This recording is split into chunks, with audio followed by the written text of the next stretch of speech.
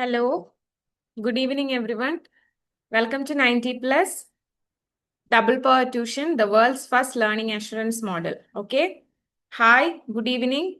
Good evening, everyone. Good evening. എല്ലാവരുടെയും good evening ഞാൻ കണ്ടു. എല്ലാവരും ക്യാമറ ഓൺ ആക്കണേ, ആരും ക്യാമറ ഓഫ് ആക്കി വെക്കരുതേ. Good evening Sreedurga. Good evening Emmanuel. Good evening Ayaan. Adidev. Good evening. Good evening എല്ലാവർക്കും. Good evening. വൈഷ്ണവി എന്താ പറഞ്ഞോളൂ. മാം ഇത് ഇന്നലത്തെ ക്ലാസ്സിന്റെ റിവിഷൻ ക്ലാസ് അല്ലേ? അല്ല നമ്മൾ ഇന്നൊരു പുതിയ ചാപ്റ്റർ എടുക്കാനായിട്ട് പോകുന്നത്. ഓക്കെ, അപ്പോ റിവിഷൻ ഫസ്റ്റ് ക്ലാസ് എന്ന് പറഞ്ഞായിരുന്നോ? എന്താ മാം? റിവിഷൻ ക്ലാസ് ആണെന്ന് പറഞ്ഞായിരുന്നോ മാം? അല്ല, ഒരു ദിവസം ഒരു ടോപ്പിക് എടുത്ത് അതിന്റെ ക്വസ്റ്റ്യൻ മോഡൽ അല്ലേ നെക്സ്റ്റ് ഡേ? നമ്മൾ ഇന്ന് എന്തായാലും പുതിയൊരു ചാപ്റ്റർ എടുക്കുന്നത്. നമുക്ക് ഇതിന്റെ നമ്മൾ കഴിഞ്ഞ പഠിച്ചതിന്റെ നമുക്ക് റിവിഷൻ പിന്നീട് ഒരിക്കൽ ചെയ്യാം. ഓക്കെ, നമുക്ക് ക്വസ്റ്റ്യൻ മോഡൽ നോക്കാം. ഇപ്പൊ നമ്മൾ പുതിയ ചാപ്റ്റർ എടുക്കുന്നത്. ഇന്ന് നമ്മൾ എടുക്കാൻ പോകുന്ന ചാപ്റ്റർ പൊളിറ്റിക്സിലെയാണ്. ചാപ്റ്റർ 2, സോറി, ഹിസ്റ്ററിയിലെയാണ്. Chapter 2 reshaping India's political map. Okay, ഹിസ്റ്ററിയിലെ തന്നെ ചാപ്റ്റർ 2 ആണ് നമ്മൾ ഇന്ന് എടുക്കുന്നത്. അപ്പൊ എല്ലാവരും ടെക്സ്റ്റ് ഒക്കെ ഒന്ന് ഓപ്പൺ ചെയ്ത് വെക്കണേ. ഓക്കെ, അതുപോലെ ഇന്നലെ നമ്മൾ ഒരുപാട് നമുക്ക് ഡിസ്റ്റർബൻസസ് ഇടയ്ക്ക് വന്നു. നിങ്ങൾ ഒരുപാട് പേര് ഇമോജീസ് ഒക്കെ സെൻഡ് ചെയ്തു. അതുപോലെ ടൈമേഴ്സ് ഒക്കെ അറിയാണ്ട് സ്റ്റാർട്ടായി. സോ അതൊന്ന് ടൈമേഴ്സ് ഒക്കെ നമ്മൾ ഡിസേബിൾ ചെയ്തിട്ടുണ്ട്. ഇമോജീസ് സെൻഡ് ചെയ്യുന്നത് കുറയ്ക്കുക കേട്ടോ. അങ്ങനെ വെറുതെ നമ്മളിങ്ങനെ സെൻഡ് ചെയ്ത് അതിന്റെ ഇടയിൽ ഇങ്ങനെ ഒരുപാട് ലാഗ് ആയി കഴിഞ്ഞാൽ ബാക്കിയുള്ളവർക്കും അത് ഡിസ്റ്റർബൻസ് ആവും. സോ അങ്ങനെ ചെയ്യരുത്. ഓക്കെ, അതെ ഡിസേബിൾഡ് ആണ്. അത് ഡിസേബിൾ ചെയ്തു. കാരണം ഇന്നലെ ഒരുപാട് കംപ്ലൈൻസ് വന്നില്ലേ. സോ അത് ഡിസേബിൾ ചെയ്തിട്ടുണ്ട്. സോ നമ്മൾ ഇന്ന് നോക്കാൻ പോകുന്ന ചാപ്റ്റർ 2 ആണ്. ഓക്കെ, റീഷേപ്പിംഗ് ഇന്ത്യാസ് പൊളിറ്റിക്കൽ മാപ്പ്. അപ്പൊ എല്ലാവരും ടെക്സ്റ്റ് ബുക്ക് ഒക്കെ ഒന്ന് എടുത്തേ. നിങ്ങൾക്ക് ടെക്സ്റ്റ് ബുക്ക് എടുക്കാനുള്ള ടൈം ഒക്കെ ഞാൻ തരാം, ഒന്ന് സെറ്റിൽ ആവാനുള്ള ടൈം തരാം. ഓക്കെ ആണോ? ഈ ചാപ്റ്റർ ആണെന്ന് പറഞ്ഞിട്ടില്ലയോ? ഓക്കെ. അപ്പൊ നമ്മൾ ഇന്ന് ഈ ചാപ്റ്റർ 2 ആണ് എടുക്കാൻ പോകുന്നത് ഹിസ്റ്ററിയിലെ. Okay, reshaping India's political map. ഇന്ന് ടെസ്റ്റ് പേപ്പർ ഇല്ല. അതെ ചാപ്റ്റർ 2 ആണ് ഞാൻ. ഇന്ന് ടെസ്റ്റ് പേപ്പർ ഉണ്ടാവില്ല. ഓക്കെ, ഇമാനുവൽ എന്താണ് പറഞ്ഞോളൂ.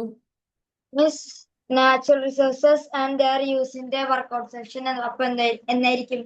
വർക്ക്ഔട്ട് സെഷൻ്റെ എന്നാണെന്നുള്ളത് ടീച്ചർ അറിയിക്കും കേട്ടോ. ക്ലാസ് ടീച്ചർ അറിയിക്കുവേ. ഇന്ന് നമ്മൾ പുതിയൊരു ചാപ്റ്റർ എടുക്കുന്നത്. Okay ma'am. യാ, എസിനോഫ് പറഞ്ഞോളൂ. മാം, ഈ ചാപ്റ്റർ ഞാൻ പഠിപ്പിച്ചിട്ടില്ല. ഈ ചാപ്റ്റർ അതെ നമ്മൾ പുതിയൊരു ചാപ്റ്റർ എടുക്കുന്നത്. നമ്മൾ പഠിപ്പിച്ചിട്ടില്ല. അതെ, സ്കൂളിൽ എടുത്തിട്ടില്ല എന്നാണോ പറയുന്നത്? ഞങ്ങള് ഫസ്റ്റ് ചാപ്റ്ററിന്റെ പകുതി എത്തിയേ ഉള്ളൂ. ഓ, ഫസ്റ്റ് ചാപ്റ്ററിന്റെ പകുതി എത്തിയതേ ഉള്ളൂ. ഓക്കെ. ഇല്ല, അത് നിങ്ങൾക്ക് വേറൊരു ക്ലാസ്സിൽ ബാക്കി എടുക്കും കേട്ടോ. ബാക്കി പാർട്ട് എടുക്കും. അത് വേറൊരു ടീച്ചറല്ലേ എടുത്തേ? അതെ, ആ ടീച്ചർ ബാക്കി പാർട്ട് എടുക്കും. ഇതിപ്പോ നമ്മളൊരു പുതിയൊരു ചാപ്റ്റർ തുടങ്ങുന്നു. ഓക്കെ, നമ്മൾ ഇന്ന് ആ ഒരു ചാപ്റ്റർ തന്നെ നമ്മൾ ഇന്ന് തീർക്കും. ഓക്കെ, ദേവജിത്ത് പറയൂ. ഇപ്പൊ പഠിപ്പിക്കാൻ പോകുന്ന ചാപ്റ്ററിന്റെ പേരെന്തുവാ? ചാപ്റ്ററിന്റെ പേരാണ് റീഷേപ്പിംഗ് ഇന്ത്യാസ് പൊളിറ്റിക്കൽ മാപ്പ്. ഞാൻ ആ PPT ഇപ്പൊ ഷെയർ ചെയ്തു, കണ്ടായിരുന്നോ? പക്ഷേ ഞങ്ങളെ അത് പഠിപ്പിച്ചില്ല. സാരമില്ല, നമുക്ക് നേരത്തെ ഒന്ന് ഓടിച്ചു പോവാം. നമുക്ക് നേരത്തെ നോക്കി പോവാം, കുഴപ്പമില്ല കേട്ടോ. പക്ഷെ ലാപ്പിൽ എങ്ങനെ സ്ക്രീൻഷോട്ട് എടുക്കണ്ടേ? ലാപ്പിൽ എങ്ങനെ സ്ക്രീൻഷോട്ട് എടുക്കണ്ടേ? സ്ക്രീൻഷോട്ട് എടുക്കണ്ട. ആക്ച്വലി നിങ്ങൾ സ്ക്രീൻഷോട്ട് എടുക്കുന്നതിനേക്കാളും നിങ്ങൾക്കുള്ള ക്യാപ്സ്യൂൾ നോട്ട്സ് തരും. ഓക്കെ, അതിൽ ഈ പറയുന്ന പോയിന്റ്സ് തന്നെ ആയിരിക്കും. അതുകൊണ്ട് വെറുതെ നിങ്ങൾ സ്ക്രീൻഷോട്ട് എടുത്ത് ടൈം കളയണ്ട. മിസ് പറയുന്നല്ലേ എഴുതിയെടുക്കും? എഴുതിയെടുക്കുന്ന നോട്ട്സ് പോലെ എഴുതിയെടുക്കുന്നെങ്കിൽ എഴുതിയെടുത്തോളൂ. ഓക്കെ, മിസ് നോട്ട് വരുമോ? നോട്ട് വരും. നോട്ടുണ്ട്, ക്യാപ്സ്യൂൾ നോട്ട് തരും. ക്യാപ്സ്യൂൾ നോട്ട്സ് തരും. അത് എഴുതിയാ മതിയോ? അത് എഴുതിയാ മതി. ഇപ്പൊ എഴുതിയെടുക്കുന്നെങ്കിൽ എഴുതിയെടുത്തോളൂ, കുഴപ്പമില്ല. ഓക്കെ, അപ്പൊ നമുക്ക് സ്റ്റാർട്ട് ചെയ്യാമോ? നമുക്ക് ഇന്നലത്തെ പോലെ ഒരുപാട് ടൈം ഇല്ല. കാരണം ഒന്നാമത് നമുക്ക് ഈ ഒരു ചാപ്റ്റർ ഒന്ന് തീർക്കണം. സോ നിങ്ങളും കൂടി ഒന്ന് കോപ്പറേറ്റ് ചെയ്യുവാണ് എന്നുണ്ടെങ്കിൽ നമുക്ക്. ആരാണ് ഈ മെസ്സേജ് ഇട്ട് കളിക്കുന്നത്? ഒരുപാട് മെസ്സേജസ് വരുന്നുണ്ടല്ലോ വെറുതെ. ഈ മെസ്സേജ് ഇടുന്ന ആളെ ഒന്ന് നിർത്താവോ? ആ മിസ് ഡേവിഡ് ഞാൻ അൺമ്യൂട്ട് ആയില്ല. അൺമ്യൂട്ട് അൺമ്യൂട്ട് ആയില്ല. ഒന്ന് ഹാൻഡ് റൈസ് ചെയ്യാവോ? ചെയ്തു. ആ ആ ഓക്കെ ഓക്കെ ഓക്കെ ഓക്കെ. ഇത് ആരാണ്? ഞാനൊന്ന് നോക്കട്ടെ. ഇത് പഠിപ്പിച്ചിട്ടില്ല, എനിക്കറിയാം പഠിപ്പിച്ചിട്ടില്ല. നമുക്ക് എന്നാലും ഇതൊന്ന് നേരത്തെ പോവാം, നോക്കി പോവാം. എനിക്ക് ആരൊക്കെയോ ഒരുപാട് മെസ്സേജസ് അയക്കുന്നുണ്ട്. ആപ്സ് ഡിസേബിൾഡ് ആണ് അത്. നമുക്കത് ചെയ്യാൻ പറ്റത്തില്ല. ഓക്കെ, ഞാനത് നോക്കിയതാ. റിൻഷാദ്, ദയവേത് ഇങ്ങനെ ഒരുപാട് മെസ്സേജസ് ഇടാതിരിക്കുക കേട്ടോ. എന്തിനാ ഇങ്ങനെ മെസ്സേജസ് ഇടുന്നത്? ഒരുപാട് മെസ്സേജസ് വരുന്നുണ്ടല്ലോ എനിക്ക്. നിങ്ങളൊക്കെ ഒന്ന് വെയിറ്റ് ചെയ്യണേ, ഒരു മിനിറ്റ്. ഞാനിപ്പോ വരാം. ഞാനത്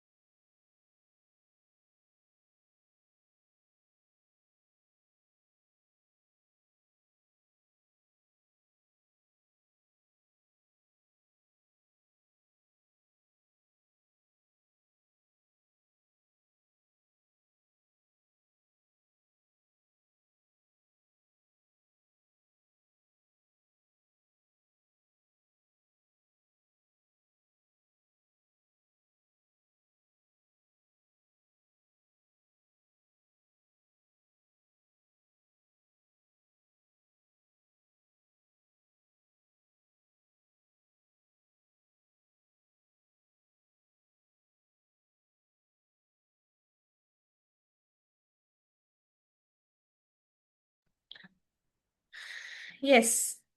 അപ്പൊ നമുക്ക് തുടങ്ങാം. നിങ്ങൾക്ക് ഡൗട്ട് ഉണ്ടെങ്കിൽ ഞാൻ ഡൗട്ട് ക്ലിയർ ചെയ്യാനുള്ള സെഷൻ ഞാൻ വെക്കാം. ഓക്കെ, അതായത് നമ്മൾ ഒരു ടോപ്പിക് കഴിഞ്ഞതിന് ശേഷം നിങ്ങൾക്ക് ഡൗട്ട് ക്ലിയർ ചെയ്യാനുള്ള സമയം തരാം. എന്താണ് ദേവജിത്ത്, നമുക്ക് ഡൗട്ട്, നിങ്ങളിങ്ങനെ സംസാരിച്ചുകൊണ്ടിരുന്നാൽ നമുക്ക് ചാപ്റ്റേഴ്സ് എടുക്കാൻ പറ്റത്തില്ല. പറഞ്ഞോളൂ.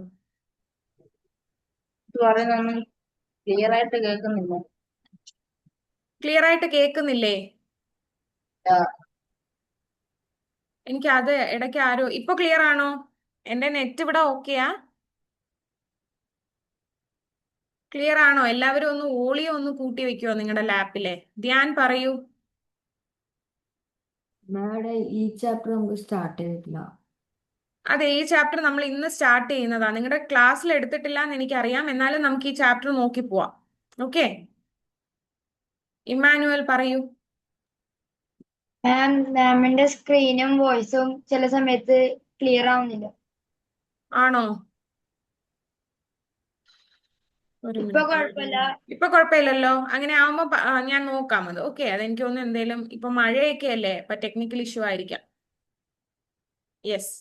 സോ നമുക്ക് നമ്മുടെ ചാപ്റ്ററിന്റെ നെയിം എന്താണ്? It's reshaping India's political map. Okay, അപ്പൊ ഞാൻ പറയുന്ന പോയിന്റ്സ് നിങ്ങൾ ടെക്സ്റ്റ് ബുക്കിൽ നോക്കിയിരിക്കുക, ശ്രദ്ധിച്ചിരിക്കുക. ഇമോജി ഇട്ട് കളിക്കുന്നത് എന്തായാലും ഇപ്പൊ അത് ഡിസേബിൾ ചെയ്തിട്ടുണ്ട്. ഇമോജി ഒരുപാട് അനാവശ്യമായിട്ട് യൂസ് ചെയ്യാതിരിക്കുക. എന്തേലും ഡൗട്ട് ഉണ്ടെങ്കിൽ നിങ്ങൾക്ക് ഡൗട്ട് ക്ലിയർ ചെയ്യാനുള്ള സമയത്ത് ഞാൻ പറയുമ്പോൾ നിങ്ങൾ ഹാൻഡ് റൈസ് ചെയ്യുക. അല്ലാണ്ട് ഹാൻഡ് റൈസ് ചെയ്താലും ഞാൻ പറഞ്ഞുകൊണ്ടിരിക്കുവല്ലേ, അപ്പൊ ഞാൻ ശ്രദ്ധിക്കത്തില്ല. അതുപോലെ ചാറ്റിൽ വെറുതെ അനാവശ്യമായിട്ട് മെസ്സേജസ് ഇടാതിരിക്കുക. ഓക്കെ, കാരണം എനിക്ക് എന്തെങ്കിലും ഡൗട്ട് ഉണ്ടെങ്കിൽ പിന്നെ അതും നോക്കാൻ പറ്റത്തില്ല. ഇപ്പൊ തന്നെ എനിക്ക് 99+ മെസ്സേജസ് വരുന്നുണ്ട്. അത് പക്ഷെ ഒരൊറ്റ ആളിൽ നിന്നാ വന്നിരിക്കുന്നത്. സോ അത് ചെയ്യാതിരിക്കുക. Okay okay. അപ്പൊ നമ്മൾ ഈ ചാപ്റ്ററിൽ പഠിക്കാനായിട്ട് പോകുന്നത് Delhi sultanate. Okay, Delhi sultanate എന്ന് പറയുന്ന എംപയറിന്റെ rise and fall. And also we are going to study about Vijayanagara empire. അതുപോലെ ഈ എംപയേഴ്സിന്റെ എസ്റ്റാബ്ലിഷ്മെന്റ് എങ്ങനെയായിരുന്നു, അവരെന്തുകൊണ്ടാണ് അവരുടെ എംപയേഴ്സ് ഡിസ്ട്രോയ് ആയത്, അങ്ങനെയുള്ള ഡിക്ലൈൻ ആയത്, ഇങ്ങനെയുള്ള കാര്യങ്ങളാണ് നമ്മൾ ഇന്ന് മെയിൻ ആയിട്ടും നോക്കാനായിട്ട് പോകുന്നത്. Okay, yes. So first we are going to look into the rise and fall of Delhi Sultanate. അപ്പോൾ ഡൽഹി സുൽത്താനേറ്റ് എന്ന് പറയുന്നത് ആദ്യമായിട്ട് ഫോം ചെയ്തത്, it's formed in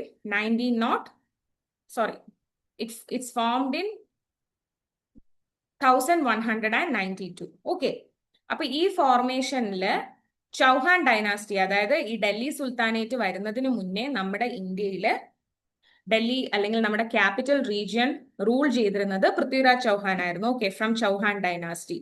so the formation of this Delhi sultanate happen after the defeat of Prithviraj Chauhan who rule the north western part of India. അപ്പൊ നമ്മുടെ north western പാർട്ടിലാണ് Delhi sultanate എന്ന് പറയുന്ന എംപയർ എന്താണ് ആദ്യമായിട്ട് എസ്റ്റാബ്ലിഷ് ആയി വരുന്നത്. Okay, so it was formed in 1192 after the defeat of Prithviraj Chauhan. Okay, അതുപോലെ നമ്മുടെ ഈ ഡൽഹി സുൽത്താനേറ്റില് we had 5 dynasties. Okay, 5 dynasties ആണ് ഉണ്ടായിരുന്നത്.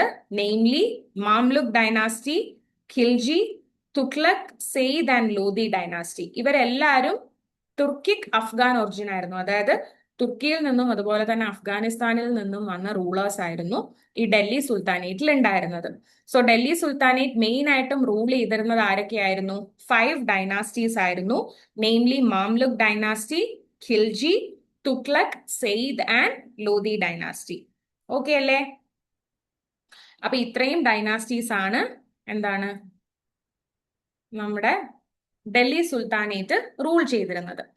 സോ ഇത് ഈ ഒരു സമയം, അതായത് അതിന്റെ ഫോർമേഷൻ എന്ന് പറയുമ്പോൾ വളരെ പെട്ടെന്ന്, അതായത് വളരെ പൃഥ്വിരാജ് ചൗഹാൻ എന്ന് പറയുന്ന ചൗഹാൻ ഡൈനാസ്റ്റി ഭരിച്ചിരുന്ന രാജാവിനെ ഡിഫീറ്റ് ചെയ്തുകൊണ്ടാണ് ഇവരെന്താണ് റൂളിലേക്ക് വന്നത്. ആൻഡ് കുറച്ചു ഇയേഴ്സ് ആയപ്പോഴേക്കും, that is after certain period of time what happen, ഈ ഒരു ഡൽഹി സുൽത്താനേറ്റ് എന്ന് പറയുന്നത് പതിയെ പതിയെ അവരുടെ പവർ ഡിക്ലൈൻ ചെയ്തു തുടങ്ങി. സോ അത് ഡിക്ലൈൻ ചെയ്യാൻ ഉണ്ടായ മെയിൻ കാരണം എന്ന് പറഞ്ഞാൽ first is political instability. Okay, so എങ്ങനെയാണ് ഈ പൊളിറ്റിക്കൽ ഇൻസ്റ്റെബിലിറ്റി ഉണ്ടാവുന്നത്?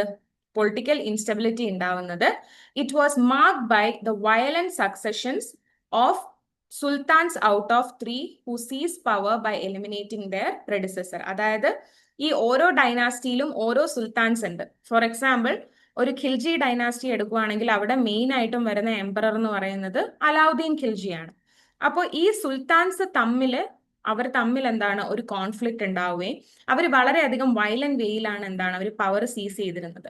സോ ഈ ഒരു പ്രശ്നങ്ങൾ നിലനിൽക്കുന്നത്, ഇന്റേണൽ പ്രോബ്ലംസ് ഉള്ളത് കൊണ്ട് തന്നെ പൊളിറ്റിക്കൽ ഇൻസ്റ്റെബിലിറ്റി, അതായത് അവർക്ക് പവറിൽ കോൺസെൻട്രേറ്റ് ചെയ്യാനോ അഡ്മിനിസ്ട്രേഷനിൽ കോൺസെൻട്രേറ്റ് ചെയ്യാനോ പറ്റാതെ ഈ ഡൈനാസ്റ്റീസ് ഒക്കെ പതിയെ പതിയെ ഡിക്ലൈൻ ചെയ്യുവാണ് ഉണ്ടായത്. ഓക്കെ, എല്ലാ ഡൈനാസ്റ്റീസിന്റെ ഇടയിലും ഈ പ്രശ്നങ്ങൾ ഉണ്ടായിരുന്നു.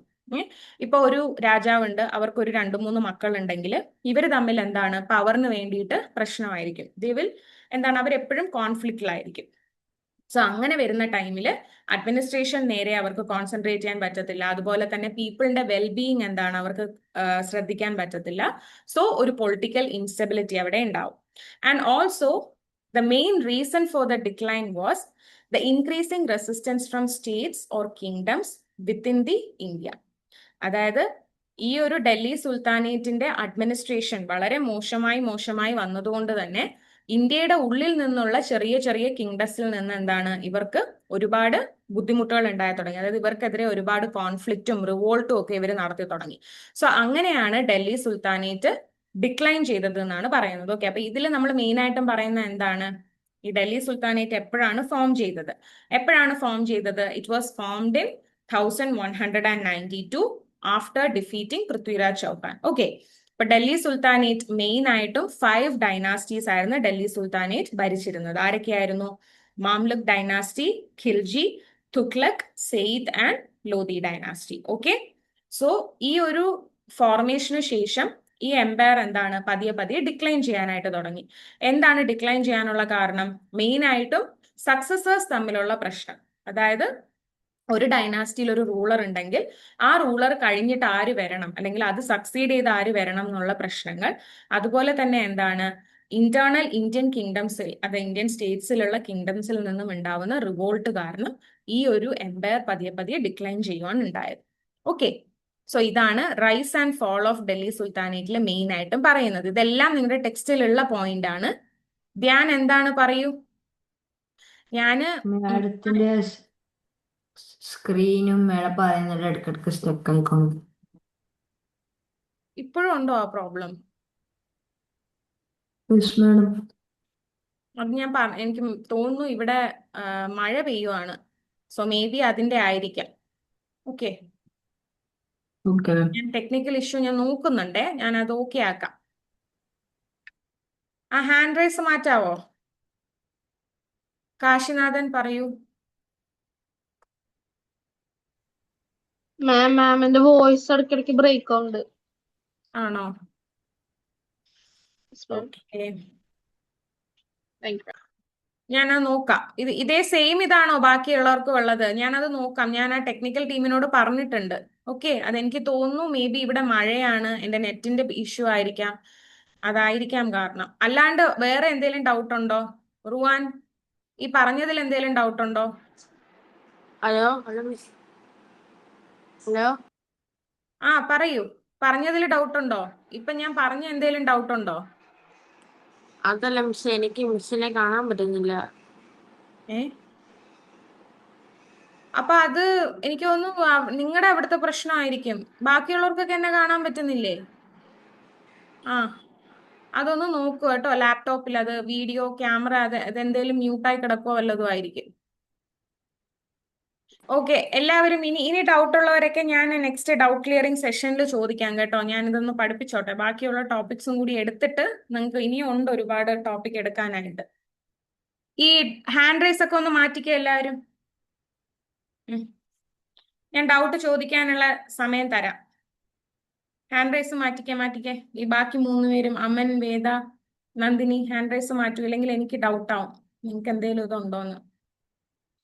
ഓക്കെ, അപ്പൊ നെക്സ്റ്റ് നമ്മൾ പറയാനായിട്ട് പോകുന്നത് ഇപ്പൊ എന്താണ്, ഡൽഹി സുൽത്താനേറ്റിനെ കുറിച്ചാണ് പറഞ്ഞത്. സോ ഡൽഹി സുൽത്താനേറ്റിന്റെ ഉള്ളിൽ നമ്മൾ 5 ഡൈനാസ്റ്റീസ് പറഞ്ഞു. സോ അവരെങ്ങനെയാണ് അവരുടെ പവർ ഇന്ത്യയിൽ എസ്റ്റാബ്ലിഷ് ചെയ്തതെന്നാണ് നമ്മൾ നെക്സ്റ്റ് നോക്കാനായിട്ട് പോകുന്നത്. Okay, so the first we are going to discuss about Alauddin Khilji's campaign. So in 14th century, he did campaigns, military campaigns under India, and he sacked cities and plundered wealth from India. അപ്പൊ എങ്ങനെയാണ് അലാവുദ്ദീൻ ഖിൽജി നമ്മുടെ ഇന്ത്യയിലേക്ക് വരുന്നത്? അലാവുദ്ദീൻ ഖിൽജി എന്ന് പറയുന്നത് ഒരു തുർക്കിക് ruler അല്ലെങ്കിൽ Afghan ruler ആയിരുന്നു. അയാൾ എന്താണ് നമ്മുടെ ഇന്ത്യയിലേക്ക് വന്നിട്ട് ഇന്ത്യയുടെ വെൽത്ത് എല്ലാം പ്ലണ്ടർ ചെയ്ത് കൊണ്ടുപോകാനായിട്ടാണ് വന്നത്. അതിനുശേഷം ഇയാൾ എന്താ ചെയ്തത്? He began to establish his power over Indian territories. Okay, അതുപോലെ തന്നെ ഇന്ത്യയിൽ അപ്പം ഉണ്ടായിരുന്ന മംഗോൾസിനെ എന്താണ് ഇൻവൈഡ് ചെയ്ത് അവരെയും ഇന്ത്യയിൽ നിന്ന് മാറ്റിയതിന് ശേഷം അലാവുദ്ദീൻ ഖിൽജി ഇവിടെ ടെറിട്ടോറിയൽ എക്സ്പാൻഷൻ നടത്തുവാണ് ഉണ്ടായത്. അപ്പൊ ഈ പറഞ്ഞ ആളുകളെല്ലാം, അതായത് ഈ ഡൽഹി സുൽത്താനേറ്റിലുള്ള ഡൈനാസ്റ്റീസ് എന്ന് വന്ന ആളുകളെല്ലാം തന്നെ എന്താണ് ഇൻവൈഡേഴ്സ് ആയിട്ട്, അഫ്ഗാൻ ഇൻവൈഡേഴ്സും തുർക്കി ഇൻവൈഡേഴ്സും ആയിട്ടൊക്കെയാണ് ഇന്ത്യയിൽ വരുന്നത്. ഫസ്റ്റ് അവർ വരുന്നത് ഇന്ത്യയുടെ വെൽത്ത് ഒരു മോട്ടീവായിട്ടാണ് വരുന്നത്. അതിനുശേഷം പതിയെ പതിയെ എന്താണ് അവരവരുടെ ടെറിട്ടോറിയൽ എക്സ്പാൻഷൻ അല്ലെങ്കിൽ അവരുടെ കിങ്ഡം എസ്റ്റാബ്ലിഷ് ചെയ്യാൻ തുടങ്ങുന്നു. സെയിം രീതിയാണ് അലാവുദ്ദീൻ ഖിൽജിയും ചെയ്തത്. Okay, so he led campaigns across India and he sacked cities and repelled the Mongols. Also, he expanded his power to southern parts, attacking Hindu centers. അപ്പൊ എന്താണ് ഇവിടെ ഉണ്ടായിരുന്ന മോണ്യുമെന്റ്സ്, ആർക്കിടെക്ചറൽ ബിൽഡിങ്സ് എല്ലാം തന്നെ ആ സമയത്ത് ഈ മിലിറ്ററി ക്യാമ്പയിൻസിൽ അറ്റാക്ക് ചെയ്തിട്ടുണ്ട്. ഈ മിലിറ്ററി ക്യാമ്പയിൻ എന്ന് ഉദ്ദേശിക്കുന്നത് ഒരു ഇൻവേഷൻ ആണ്. അതായത് എന്താണ് അവരുടെ ഹോഴ്സസും ഈ പറഞ്ഞ പോലെ എലിഫൻസ്, മിലിറ്ററി ഒക്കെ ആയിട്ട് വന്നിട്ട് ഒരു സ്റ്റേറ്റിനെ അല്ലെങ്കിൽ ഒരു ടെറിട്ടറിനെ ആക്രമിക്കുക. അതിനെയാണ് അവർ മിലിറ്ററി ക്യാമ്പയിൻ കൊണ്ട് ഉദ്ദേശിക്കുന്നത്. Okay, so Alauddin Khilji styled himself as second Alexander, reflecting himself as the ambition and conquest. അപ്പോൾ അലാവുദ്ദീൻ ഖിൽജി അയാളെ തന്നെ അലക്സാണ്ടറുമായിട്ടാണ് കമ്പയർ ചെയ്തിരുന്നത്. And also he called himself as second Alexander. എന്ന് വെച്ചാൽ എന്താണ് പുള്ളിയുടെ ഒരു മെയിൻ മോട്ടീവ് എന്ന് പറയുന്നത് ഇന്ത്യ മാത്രമല്ല ലോകമെമ്പാടും ടെറിട്ടറീസിനെ കോൺകർ ചെയ്തിട്ട് അയാളുടെ ഒരു പവർ എസ്റ്റാബ്ലിഷ് ചെയ്യുക എന്നുള്ളതായിരുന്നു. Okay, so first campaign in Delhi sultanate was done by Alauddin Khilji in 14th century. Next Alauddin Khilji, അതായത് ഖിൽജി ഡൈനാസ്റ്റിക്ക് ശേഷം വരുന്ന ഡൈനാസ്റ്റിയാണ് Tughlaq dynasty. And the main ruler in Tughlaq dynasty was Muhammad bin Tughlaq. Okay, so first Muhammad bin Tughlaq has expanded his territory by defeating the Mauryan Empire. അപ്പോൾ ഈ ഒരു മുഹമ്മദ് ബിൻ തുഗ്ലക് അതുപോലെ തന്നെ ഈ ഡൽഹി ഡൈനാസ്റ്റി, ഡൽഹി സുൽത്താനേറ്റ് ഒക്കെ നോർത്ത് വെസ്റ്റേൺ പാർട്ടിലായിരുന്നു ഇവരെല്ലാം ഉണ്ടായിരുന്നത്, ഇവർ കോൺസെൻട്രേറ്റ് ചെയ്തിരുന്നത്. കാരണം എന്താണ്, ഡൽഹി ആയിരുന്നു ആ സമയത്ത് ഇന്ത്യയുടെ ക്യാപിറ്റൽ എന്ന് പറയുന്നത്. ഓക്കെ, അതായത് ഇപ്പോഴത്തെ പോലെ തന്നെ ആ സമയത്ത് നമുക്കൊരു ക്യാപിറ്റൽ ഉണ്ടായിരുന്നു. അപ്പൊ ഡൽഹി എന്ന് പറയുന്നത് ഒരു പ്രോമിനന്റ് ട്രേഡ് സെന്റർ അതുപോലെ തന്നെ കൾച്ചറൽ എക്സ്പാൻഷൻ ഒക്കെ ഉള്ള ഒരു സെന്റർ ആയിരുന്നു. സോ എല്ലാവരും എന്താണ് അവര് എല്ലാവരും കോൺസെൻട്രേറ്റ് ചെയ്യുന്നത് ആ ഒരു ഏരിയയിലായിരുന്നു. At the same time southern പാർട്ടില് ഒക്കെ എന്താണ് വേറെ കിങ്ഡംസ് ഉണ്ട്. ഈ വിജയനഗര എംപയർ ഉണ്ട്, മൗര്യൻ എംപയർ ഉണ്ട്. അപ്പൊ ഇവരെ എല്ലാവരെയും എന്താണ് ഡിഫീറ്റ് ചെയ്തിട്ട് നോർത്ത് വെസ്റ്റേൺ റീജിയനിൽ മാത്രമല്ല സദേൺ റീജിയനിലോട്ടും ഇവരുടെ ടെറിട്ടറീസ് എക്സ്പാൻഡ് ചെയ്യാന്നുള്ളതും ഈ ഡൽഹി സുൽത്താനേറ്റിൽ വന്ന ഡൈനാസ്റ്റീസിന്റെ ഒരു ഒബ്ജക്റ്റീവ് ആയിരുന്നു. ഓക്കെ, സോ അങ്ങനെയാണ് മുഹമ്മദ് ബിൻ തുഗ്ലക് എങ്ങനെയാണ് he further extended his territorial expansion to south part. അതായത് അലാവുദ്ദീൻ ഖിൽജി വന്നു, നോർത്ത് വെസ്റ്റേൺ റീജിയൻ കോൺകർ ചെയ്തു. അതിനുശേഷം വരുന്നതാണ് മുഹമ്മദ് ബിൻ തുഗ്ലക് അല്ലെങ്കിൽ തുഗ്ലക് ഡൈനാസ്റ്റി. തുഗ്ലക് ഡൈനാസ്റ്റി എന്താണ് ചെയ്തത്? They further expanded or they conquered the southern part of the India. Okay, and most of the subcontinent for the time, that is at the time of Muhammad bin Tughlaq, most of the subcontinent was under one ruler. അതായത് ഇപ്പോ ഡൽഹിയിൽ ഒരു ruler ഉണ്ട് എങ്കിൽ അവരായിരിക്കും ബാക്കിയുള്ള sub continents അല്ലെങ്കിൽ ചെറിയ ചെറിയ കിങ്ഡംസ് എല്ലാം തന്നെ റൂൾ ചെയ്തിരുന്നത്. ഓരോ കിങ്ഡത്തിനും ഓരോ ഹെഡ് ഉണ്ടാവുമെങ്കിലും ഡൽഹി അല്ലെങ്കിൽ ആ ഒരു ക്യാപിറ്റൽ സെന്റർ ചെയ്തിട്ടുള്ള ഒരു റൂളർ ആയിരിക്കും ബാക്കിയുള്ളവരെ എല്ലാം റൂൾ ചെയ്തുകൊണ്ടിരുന്നത്. Okay, so what happen at the time of Muhammad bin Tughlaq? He tried to move the capital from Delhi to Daulatabad. Muhammad bin തുഗ്ലക്കിന്റെ റെയിനിൽ മെയിൻ ആയിട്ടും പറഞ്ഞ ഒരു സംഭവം എന്ന് പറഞ്ഞാൽ എന്താണ്? He moved his capital from Delhi to Daulatabad. പക്ഷെ അത് അത്രത്തോളം സക്സസ്ഫുൾ ആയിരുന്നില്ല. കാരണം ഒരു ക്യാപിറ്റൽ ഒന്നാകെ വേറൊരു സ്ഥലത്തേക്ക് മാറ്റുക എന്ന് പറയുമ്പോൾ അവിടുത്തെ അഡ്മിനിസ്ട്രേഷൻ സെന്റേഴ്സ് മാറ്റേണ്ടി വരും, മിനിസ്റ്റേഴ്സിനെ മാറ്റേണ്ടി വരും. അതുപോലെ തന്നെ എന്താണ് ബാക്കിയുള്ള റൂളിംഗ് കമ്മിറ്റീസിനെ എല്ലാം തന്നെ അവിടുന്ന് മാറ്റണം. ഡൽഹിയിൽ കോൺസെൻട്രേറ്റ് ചെയ്തിരിക്കുന്ന മെർച്ചൻസ് അവിടെ ആ ഒരു ക്യാപിറ്റലിന്റെ ട്രേഡ് കൊണ്ട് ലൈവ്ലിഹുഡ് നടത്തിയിരുന്ന ആളുകൾ ഇവരെല്ലാം ഡിസ്പ്ലേസ് ചെയ്യണം. പക്ഷേ ഇതൊരു പരിധിവരെ എന്തായിരുന്നു സക്സസ്ഫുൾ ആയിരുന്നില്ല. ഇങ്ങനെ ഒരു ക്യാപിറ്റൽ ഷിഫ്റ്റിംഗ് ഉണ്ടായിരുന്ന സമയത്ത് ഒരുപാട് പേർക്ക് ലൈഫ് ഒക്കെ നഷ്ടപ്പെട്ടിരുന്നു. So what happen? He again shifted the capital to Delhi. അതായത് ദൗലതാബാദിലേക്ക് ക്യാപിറ്റൽ ആക്കിയെങ്കിലും ഒരുപാട് നഷ്ടം, അതായത് ഒരുപാട് ലൈഫ് ലോസ് ആവുകയും അതുപോലെ തന്നെ ക്യാപിറ്റൽ ഒക്കെ ലോസ് ആവുകയൊക്കെ ചെയ്തപ്പോഴത്തേനും ഹി അഗെയിൻ എന്താണ് റീട്രാൻസ്ഫർ ദ ക്യാപിറ്റൽ ടു ഡൽഹി. അപ്പൊ ആദ്യം ഡൽഹിയിലോട്ട് മാറ്റിയെങ്കിലും പിന്നീട് എന്താണ് ആദ്യം ദൗലതാബാദിലോട്ട് മാറ്റിയെങ്കിലും പിന്നീട് അത് ഡൽഹിയിലോട്ട് വീണ്ടും റീഷിഫ്റ്റ് ചെയ്തു. Okay, and during Muhammad bin Tughlaq's reign he introduce copper coins. അപ്പൊ അതുവരെ ഗോൾഡും സിൽവറും ഒക്കെയാണ് റൂളേഴ്സ് യൂസ് ചെയ്തിരുന്നത്. ഡ്യൂറിങ് മുഹമ്മദ് ബിൻ തുഗ്ലക്സ് റെയിൻ എന്താണ് he use silver and gold coins and this has created confusion in trade and encourage counterfeiting. Counterfeiting എന്ന് പറഞ്ഞാൽ നമ്മൾ ഈ കള്ളനോട്ട് അല്ലെങ്കിൽ നമ്മൾ കള്ളപ്പണം അച്ചടിക്കുന്നു എന്ന് പറയുന്നില്ല, അതിനാണ് ഈ കൗണ്ടർ ഫിയറ്റിംഗ് എന്ന് പറയുന്നത്. ഒറിജിനൽ സാധനത്തിന്റെ ഒരു കൗണ്ടർ ഫിയറ്റ് നോട്ട്സ് പോലെ വരുന്നതിനെയാണ് അങ്ങനെ പറയുന്നത്. അതേ സെയിം സംഭവം തന്നെയാണ് ഇവിടെയും വന്നത്. എന്താണ് കോപ്പർ കോയിൻസ് എടുക്കുമ്പോഴത്തേനും ഇഷ്ടംമാതിരി കോപ്പർ കോയിൻസ് മിന്റ് ചെയ്ത് ഒരുപാട് എന്താണ് ഈ ഫ്രോഡ് ആക്ടിവിറ്റീസിനൊക്കെ ആളുകൾ യൂസ് ചെയ്ത് തുടങ്ങി. അതുപോലെ ഈ കോപ്പർ കോയിൻസ് വരുമ്പോഴത്തേനും ട്രേഡിൽ അതൊരു കൺഫ്യൂഷൻ ആയി തുടങ്ങി. സിൽവറിനും ഗോൾഡിനുമുള്ള അതേ സെയിം വാല്യൂ ആണ് ഇവർ കോപ്പർ കോയിൻസിനും കൊടുത്തിരുന്നത്. സോ അങ്ങനെ കുറെ കൺഫ്യൂഷൻസ് ഒക്കെ വന്നു. അപ്പോൾ മുഹമ്മദ് ബിൻ തുഗ്ലക്കിന്റെ ഒരു പീരീഡ് എന്ന് പറയുന്നത് കുറച്ച് ലോസ് അതുപോലെ തന്നെ ക്യാപിറ്റൽ ഇൻവെസ്റ്റ്മെന്റ് ഒന്നും ഇല്ലാത്ത ഒരു ഡൾ ആയിട്ടുള്ള ഒരു പീരീഡ് ആയിട്ട് നമുക്ക് പറയാൻ പറ്റും. പക്ഷെ അലാവുദ്ദീൻ ഖിൽജിയുടെ ടൈം ആണെങ്കിൽ അങ്ങനെയല്ല. He tried to conquer or he tried to expand his territories over more areas. Okay.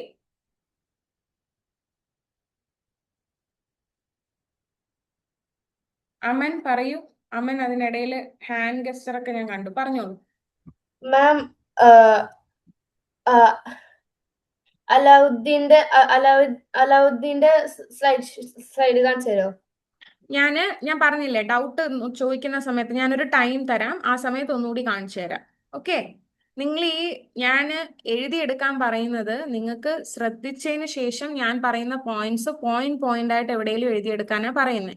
നിങ്ങൾ ഈ സ്ലൈഡ് നോക്കി എഴുതിയെടുക്കണ്ട, ആരും സ്ലൈഡ് നോക്കി എഴുതിയെടുക്കണ്ട. നിങ്ങൾക്ക് ക്യാപ്സ്യൂൾ നോട്ട് പ്രൊവൈഡ് ചെയ്യും കേട്ടോ. കാരണം നിങ്ങളിപ്പോൾ എഴുതിയെടുത്തോണ്ടിരിക്കുകയാണെങ്കിൽ നിങ്ങൾ ഒന്നും ശ്രദ്ധിക്കത്തുമില്ല, ഞാൻ പറയുന്നത് നിങ്ങൾക്ക് മനസ്സിലാവത്തുമില്ല. സോ എഴുതിയെടുക്കണ്ട, നിങ്ങൾക്ക് എല്ലാവർക്കും നോട്ട്സ് പ്രൊവൈഡ് ചെയ്യും. ഓക്കെ, ടെക്സ്റ്റിൽ മാർക്ക് ചെയ്താൽ മതി. എന്താ പ്രൊവൈഡ് ചെയ്യും? ക്ലാസ് ടീച്ചർ തരും, ക്ലാസ് ടീച്ചർ തന്നെ തരും. സാധാരണ അങ്ങനെയല്ലേ തരാറ്? ഈ 2 ക്ലാസ് എനിക്ക് കിട്ടിയിട്ടില്ല നോട്ട്സ്? ഓക്കെ, അതിപ്പോ സ്റ്റാർട്ട് ചെയ്തല്ലേ ഉള്ളൂ. തരും, നിങ്ങൾക്ക് തരാണ്ടിരിക്കത്തില്ല, പ്രൊവൈഡ് ചെയ്യും. ക്യാപ്സ്യൂൾ നോട്ട്സ് പ്രൊവൈഡ് ചെയ്യും. ഓക്കെ, അതുകൊണ്ട് എഴുതി എടുക്കണ്ട, നിങ്ങൾ ടെക്സ്റ്റ് ബുക്കിൽ മാർക്ക് ചെയ്ത് പോയാൽ മതി. ഓക്കെ അല്ലേ? ഓക്കെ ദയവ് മാം. ചെയ്ത് ഞാൻ പറയുന്നത് ശ്രദ്ധിച്ചിരിക്കണേ, ഇല്ലെങ്കിൽ നിങ്ങൾക്ക് ഒന്നും മനസ്സിലാവത്തില്ല. പിന്നീട് നിങ്ങൾക്ക് ടെക്സ്റ്റ് ബുക്ക് ഓപ്പൺ ചെയ്ത് വെച്ച് ടെക്സ്റ്റ് ബുക്ക് മാർക്ക് ചെയ്ത് പോവുക. ആരും നോട്ട് എഴുതി എടുക്കണ്ട. ഞാൻ നോട്ട് നിങ്ങൾക്ക് ഓക്കെ ആണ് എങ്കിൽ പോയിന്റ് ബൈ പോയിന്റ് മാത്രം നോട്ട് ചെയ്യാനാ പറഞ്ഞേ. അല്ലാണ്ട് ഇതുപോലെ ഈ പോയിന്റ് ഫുൾ ആയിട്ടൊന്നും എഴുതി എടുക്കണ്ട കേട്ടോ. നിങ്ങൾക്ക് നോട്ട്സ് പ്രൊവൈഡ് ചെയ്യും. ഓക്കെ. അതുപോലെ ഞാൻ ഡൗട്ട് ചോദിക്കാൻ അല്ലെങ്കിൽ ഡൗട്ട് ക്ലിയർ ചെയ്യാനുള്ള ടൈം തരാം കേട്ടോ. അയ്യോ, മ്യൂട്ട് ആക്കിയോ അമ്മൻ? ഓക്കെ ഓക്കെ ഓക്കെ, മ്യൂട്ട് ആയിക്കോ. അപ്പൊ ഞാൻ നിങ്ങൾക്ക് ടൈം തരാമേ. ലാസ്റ്റ് ക്ലാസ് കഴിഞ്ഞതിന് ശേഷം ഞാൻ ടൈം തരാം. പറഞ്ഞോളൂ. മിസ്, ഞാൻ കുറച്ച് ലേറ്റ് ആയിട്ടാ ജോയിൻ ലേറ്റ് ആയോ? ചെയ്തത്. ഓക്കെ, നമ്മൾ എടുക്കുന്ന ചാപ്റ്റർ 2 ആണ്. ഹിസ്റ്ററിയില് ചാപ്റ്റർ 2 ആണ്. റീഷേപ്പിംഗ് ഇന്ത്യാസ് പൊളിറ്റിക്കൽ മാപ്പ് ആണ് നമ്മൾ ഇന്ന് എടുക്കുന്നത് കേട്ടോ. മിസ്, പക്ഷെ ഞാൻ അധികം ഒന്നും കേട്ടില്ലായിരുന്നു. എന്താ? അധികം മനസ്സിലായിരുന്നു. നമുക്ക് ഡൗട്ട് അത് മനസ്സിലാവാത്തത് ലാസ്റ്റ് ഡൗട്ട് ക്ലിയറിംഗ് സെഷനിൽ ചോദിച്ചോളൂ. ഓക്കെ, ഞാൻ പറഞ്ഞുതരാം. ഞാൻ എല്ലാവർക്കും വേണ്ടിയിട്ട് ഒന്നുകൂടെ പറയാം. ഇപ്പൊ ജോയിൻ ചെയ്തവർക്കൊക്കെ വേണ്ടിയിട്ട് ഞാൻ ഒന്നുകൂടി പറയാം. നമ്മൾ എടുക്കുന്നത് ചാപ്റ്റർ 2 ആണ്, reshaping India's political map. Okay, yes. അപ്പൊ നമ്മൾ എന്താ പറഞ്ഞത്? We have discussed about the rise and fall of Delhi sultanate. അപ്പൊ ഡൽഹി സുൽത്താനേറ്റ് ഫോം ചെയ്തത് എപ്പോഴാണ്? It was formed in 1192. അതുപോലെ നമ്മളെ ഡൽഹി സുൽത്താനേറ്റ് റൂൾ ചെയ്തിരുന്നത് മെയിൻ ആയിട്ടും 5 ഡൈനാസ്റ്റീസ് ആണ്. Khilji dynasty, Mamluk dynasty, Tughlaq dynasty, Sayyid and Lodi dynasty. Okay, അപ്പൊ അവിടെ തുഗ്ലക് ഡൈനാസ്റ്റിയും ഖിൽജി ഡൈനാസ്റ്റിയും റൂൾ ചെയ്തിരുന്ന അലാവുദ്ദീൻ ഖിൽജി ആൻഡ് മുഹമ്മദ് ബിൻ തുഗ്ലക്കിന്റെ റെയിൻ ആണ് നമ്മൾ പറഞ്ഞത്. നെക്സ്റ്റ്, ഡൽഹി സുൽത്താനേറ്റിന്റെ റൂള് അല്ലെങ്കിൽ അവരുടെ അഡ്മിനിസ്ട്രേഷന്റെ ഇമ്പാക്ട് എന്തായിരുന്നു എന്നാണ് നമ്മൾ നെക്സ്റ്റ് നോക്കാനായിട്ട് പോകുന്നത്. So the first impact was wealth and luxury. That is, ഈ സുൽത്താൻസും അതുപോലെ തന്നെ ഈ സുൽത്താൻസ് മീൻസ് അവിടുത്തെ റൂളേഴ്സിനെയാണ് പറയുന്നത്. അവരുടെ കോർട്ടിലുള്ള മിനിസ്റ്റേഴ്സും ഒക്കെ വളരെ ലക്ഷൂറിയസ് ആയിട്ടുള്ള ലൈഫാണ് ലീഡ് ചെയ്തിരുന്നത്. Okay, so they enjoyed luxurious life and also they enjoyed elaborated clothing, jewelled ornaments and fine food. അപ്പൊ അവരൊരു ലക്ഷൂറിയസ് ലൈഫാണ് ലീഡ് ചെയ്തിരുന്നത് കൊണ്ട് തന്നെ ഇവർ ഈ ലക്ഷറി എങ്ങനെയാണ് എടുക്കുന്നത്, അല്ലെങ്കിൽ ഇവരുടെ കാര്യങ്ങളൊക്കെ ഇവർ എങ്ങനെയാ ലക്ഷൂറിയസ് ലൈഫ് ലീഡ് ചെയ്യാൻ ഇവർ എന്താ ചെയ്യുന്നത്? കോമൺ പീപ്പിളിന്റെ കയ്യിൽ നിന്നും ടാക്സ് ലെവി ചെയ്യും. ഓക്കെ, കോമൺ പീപ്പിളിന്റെ കയ്യിൽ നിന്ന് ടാക്സ് എടുത്തിട്ട് ആ റവന്യൂ വെച്ചിട്ടാണ് എന്താണ് ഇവരുടെ കോർട്സ് എന്താണ് എസ്റ്റാബ്ലിഷ് ചെയ്യുന്നതും അതുപോലെ തന്നെ അവിടുത്തെ മിനിസ്റ്റേഴ്സിന് സാലറീസ് കൊടുക്കുന്നതും ഒക്കെ. So their life was bit luxurious. Okay, and the sources of wealth were plunder through military campaign, taxes levied on common people, taxes from conquered region and slave trade. അപ്പൊ ഈ ഇത്രയും reasons അല്ലെങ്കിൽ ഇത്രയും സോഴ്സസിൽ നിന്നുമാണ് ഇവർക്ക് ഈ ലക്ഷൂറിയസ് ലൈഫ് ലീഡ് ചെയ്യാനുള്ള wealth കിട്ടിയിരുന്നത്. ഏതൊക്കെയാണ്? ഒന്ന്, they plunder through military campaign. അതായത് അവര് ഇപ്പൊ ഡൽഹിയിൽ, അതായത് ക്യാപിറ്റല് അവര് പിടിച്ചെടുത്തു and they have establish their empire. അതിനുശേഷം അവരെന്താ ചെയ്യുന്നത്? They will plunder other regions, അല്ലെങ്കിൽ they try to expand their territories to other regions. അവിടെ പോയിട്ട് ഇവർ മിലിറ്ററി ക്യാമ്പയിൻ നടത്തി അവിടെയുള്ള സിറ്റീസിലെ വെൽത്ത് ഇവര് കൊള്ളയടിച്ചു കൊണ്ടുവരും. അതുപോലെ തന്നെ എന്താ ചെയ്യുന്നത്? They will impose taxes on common people and taxes from concord region. അതായത് ഇവർ കീഴടക്കിയ റീജിയനിൽ നിന്നും ഒരു തുക ഇവർക്ക് ടാക്സ് ആയിട്ട് കൊടുക്കണം എന്നുള്ളത് ആ സമയത്ത് റൂളായിരുന്നു. സോ ഇങ്ങനെയൊക്കെയാണ് ഇവർ ഈ ലക്ഷൂറിയസ് അല്ലെങ്കിൽ വെൽത്തി ലൈഫിനെ ഇവർ ലീഡ് ചെയ്തിരുന്നത്. Okay, and there was also a religious impact. എങ്ങനെയാണ് റിലീജിയസ് ഇമ്പാക്ട് എന്ന് പറയുന്നത്? Numerous of sacred temples and images were attacked. Main ആയിട്ടും Buddhist, Jain and Hindu temples ആയിരുന്നു ഇവര് അറ്റാക്ക് ചെയ്തിരുന്നത്. Okay, and they have imposed jizya tax. Jizya tax എന്ന് പറയുന്നത് the tax imposed on non Muslim subjects. അതായത് Muslim അല്ലാത്ത ബാക്കിയുള്ള സബ്ജക്ട്സ് ഉണ്ടല്ലോ, ബാക്കിയുള്ള സിറ്റിസൺസ്, അതായത് ഹിന്ദുസ് അതുപോലെ തന്നെ ജെയിൻ, ബുദ്ധിസ്റ്റ്, ഇവരിൽ നിന്നൊക്കെ ജിസിയ ഒരു ടാക്സ് ഇമ്പോസ് ചെയ്യും. കാരണം ഇവരെ പ്രൊട്ടക്ട് ചെയ്യാനായിട്ട് റൂളർ ഇമ്പോസ് ചെയ്യുന്ന അല്ലെങ്കിൽ റൂളറിന് കൊടുക്കുന്ന ഒരു ഗ്രാൻഡ് പോലെ, അല്ലെങ്കിൽ റൂളറിന് എന്താണ് ഇവരുടെ ലൈഫ് പ്രൊട്ടക്ട് ചെയ്യാനായിട്ട് ഈ പീപ്പിൾ കൊടുക്കുന്ന ഒരു ടാക്സ് ആണ് ജിസിയ ടാക്സ് എന്ന് പറയുന്നത്. And it was impose mainly on non Muslim subjects. Okay, so ഇതാണ് മെയിൻ ആയിട്ടും ഡൽഹി സുൽത്താനേറ്റിന്റെ സമയത്ത് പീപ്പിളിന്റെ ലൈഫിൽ ഉണ്ടായിട്ടുള്ള ഇമ്പാക്ട് എന്ന് പറയുന്നത്. Next is Timur's invasion. അപ്പൊ തൈമൂർ എന്ന് പറഞ്ഞ ആരാണ്? Timur is a Mongol invader. Okay, അതായത് നമ്മൾ പറഞ്ഞു നമ്മുടെ ഈ ഡൽഹി സുൽത്താനേറ്റ് വരുന്നതിന് മുന്നേ, അതായത് ഡൽഹി സുൽത്താനേറ്റിന്റെ അലാവുദ്ദീൻ ഖിൽജിയും ബാക്കിയുള്ള ഡൈനാസ്റ്റീസും ഒക്കെ വരുന്നതിന് മുന്നേ നമ്മുടെ ഇന്ത്യ ഇൻവൈഡ് ചെയ്തിട്ടുള്ള ആൾക്കാരാണ് മംഗോൾസ് എന്ന് പറയുന്നത്. ഓക്കെ, സോ തൈമൂർ എന്താണ്? He attacked Delhi in 14th century. In the end of the 14th century, what happened? He attacked Delhi. Okay, and he left the city in ruins. അപ്പൊ തൈമൂർ എന്ന് പറയുന്നത് തുർക്കിക് Mongol ഇൻവൈഡർ ആണ്. And he attacked Delhi on the 14th century. Okay? Okay അല്ലേ? ആരും ഉറങ്ങരുത് കേട്ടോ, ബോറടിക്കുന്നൊക്കെ പറഞ്ഞ് ശ്രദ്ധിച്ചിരിക്കുക. ഒരുപാട് വാഷ്റൂമിൽ പൊയ്ക്കോളൂ. എന്നോട് ചോദിക്കണ്ട, വാഷ്റൂമിൽ പോകുന്നു അതുപോലെ തന്നെ പ്രേയിങ്ങിനൊക്കെ ടൈം ആവുന്നുള്ളവർ പൊയ്ക്കോളൂ കേട്ടോ, എന്നോട് ചോദിക്കണ്ടേ. എഴുതിയെടുക്കണ്ട. ഞാൻ പറയുന്നത് നിങ്ങൾ സെന്റൻസ് ബൈ സെന്റൻസ് ആയിട്ട് എഴുതിയെടുക്കാനല്ല ഞാൻ പറയുന്നത്. ജസ്റ്റ് പോയിന്റ് മാത്രം എവിടെയെങ്കിലും നോട്ട് ചെയ്ത് പോവുക. ഇപ്പൊ ടെക്സ്റ്റ് ആണെങ്കിലും ടെക്സ്റ്റിന്റെ ഒരു ബ്ലാങ്ക് സ്പേസ് കാണുമല്ലോ എവിടെയെങ്കിലും, അവിടെ just point by point. Okay, ഇപ്പൊ തൈമൂർസ് ഇൻവേഷൻ ആണെങ്കിൽ എന്നാണ് തൈമൂർ ഇൻവൈഡ് ചെയ്തത്? 14th സെഞ്ചുറിയിലാണ്. What happen? He attack Delhi. അതിനുശേഷം എന്താ ഉണ്ടായത്? അങ്ങനെയുള്ള ചെറിയ ചെറിയ പോയിന്റ്സ് ആയിട്ട് എഴുതി പോവുക. ഓക്കെ, റിൻഷാദ് പറയൂ. റിൻഷാദ് ആണോ ഈ മെസ്സേജ് ഇങ്ങനെ അയക്കുന്നത്?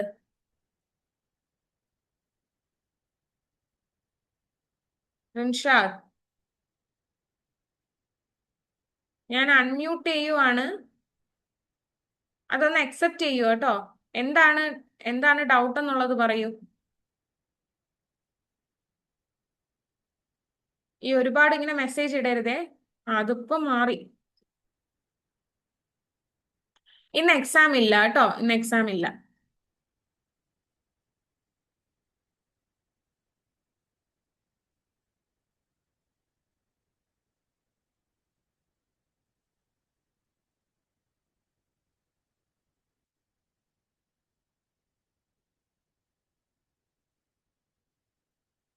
റിൻഷാദ്, ഞാൻ പറഞ്ഞില്ലേ, എന്തിനാ ഇങ്ങനെ മെസ്സേജ് അയക്കുന്നേ? സ്റ്റക്ക് ആവുന്നതാണോ, അത് അറിയാണ്ട് വരുന്നതാണോ? എനിക്ക് അറിയാനായിട്ടാ, കാരണം അങ്ങനെ എന്തെങ്കിലും ആണെങ്കിൽ നമുക്ക് നോക്കണ്ടേ, അതുകൊണ്ടാണ് ഞാൻ ചോദിക്കുന്നേ. ഓക്കെ, കാരണം വേറെ സ്റ്റുഡൻസ് എനിക്ക് മെസ്സേജ് അയക്കുന്നതും എനിക്ക് കാണാൻ പറ്റുന്നില്ല.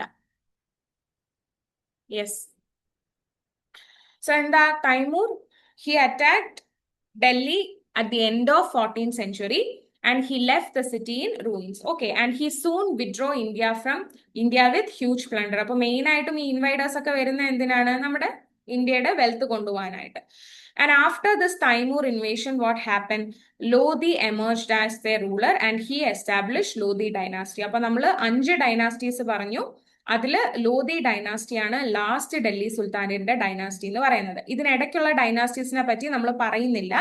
അതിനെക്കുറിച്ച് നിങ്ങൾ ഇനി വിശദമായിട്ട് അടുത്ത ക്ലാസ്സിൽ പഠിക്കും. ഓക്കെ, നമ്മൾ ജസ്റ്റ് പറഞ്ഞു പോകുന്നതേ ഉള്ളൂ. എന്താണ് ഈ ഡൽഹി സുൽത്താനേറ്റ് ഡിക്ലൈൻ ആവാനുള്ള കാരണങ്ങൾ? അതിന്റെ ഒരു കാരണമാണ് Timur's invasion. Okay, so after the attack or after the invasion of Timur, what happen?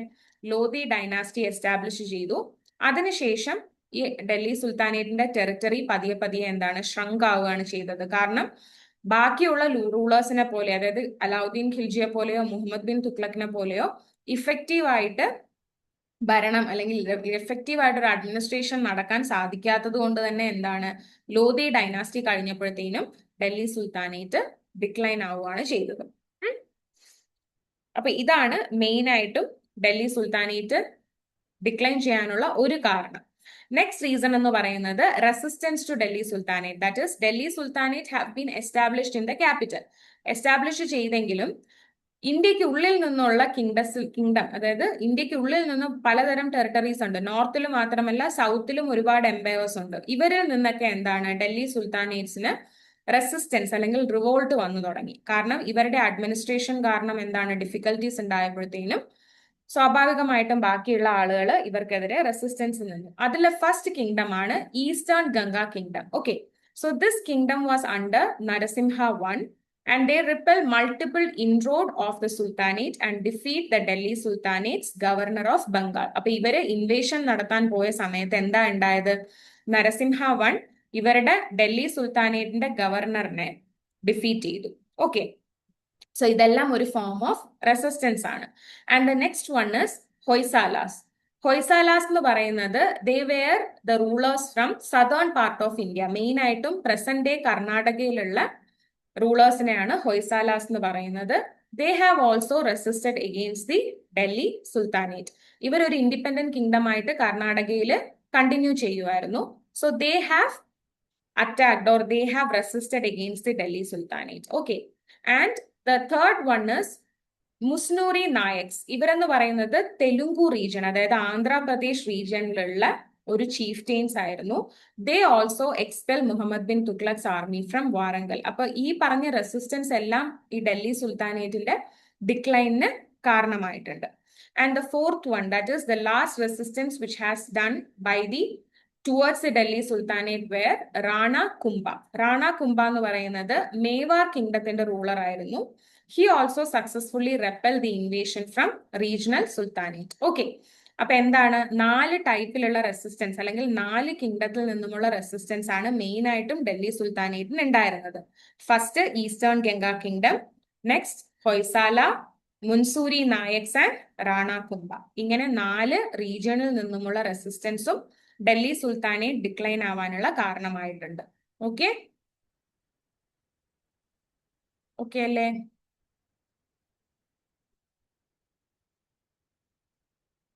ഈ ഡൗട്ടിന് ക്ലിയർ ചെയ്യാനുള്ള ടൈം തരാവേ. നിങ്ങൾ ഒന്ന് വെയിറ്റ് ചെയ്യണേ, ഞാനിപ്പോ വരാം. ഞാനിവിടെ വീഡിയോ ഓഡിയോ ഒന്ന് ഓഫ് ആക്കുവാണ്.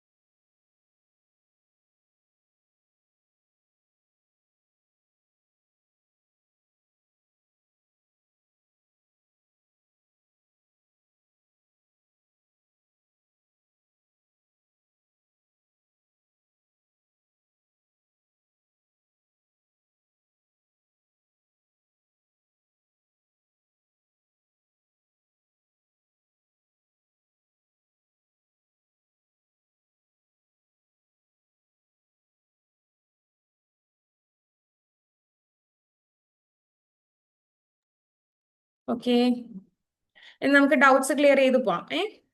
നന്ദിനി ചോദിച്ചോളൂ. മിസ് സുൽത്താൻസ് എന്ന് പറഞ്ഞാൽ ലൈക്ക് മീനിങ് എന്താ? സുൽത്താൻസ് എന്ന് ഉദ്ദേശിക്കുന്നത് king, ruler. Okay, okay miss king എന്ന് തന്നെയാണ്. ഇവരുടെ ലൈക്ക് ഈ സ്പെസിഫിക് ഡൈനസ്റ്റിക്ക് കൊടുത്തേക്കുന്ന ഒരു പേരാണോ?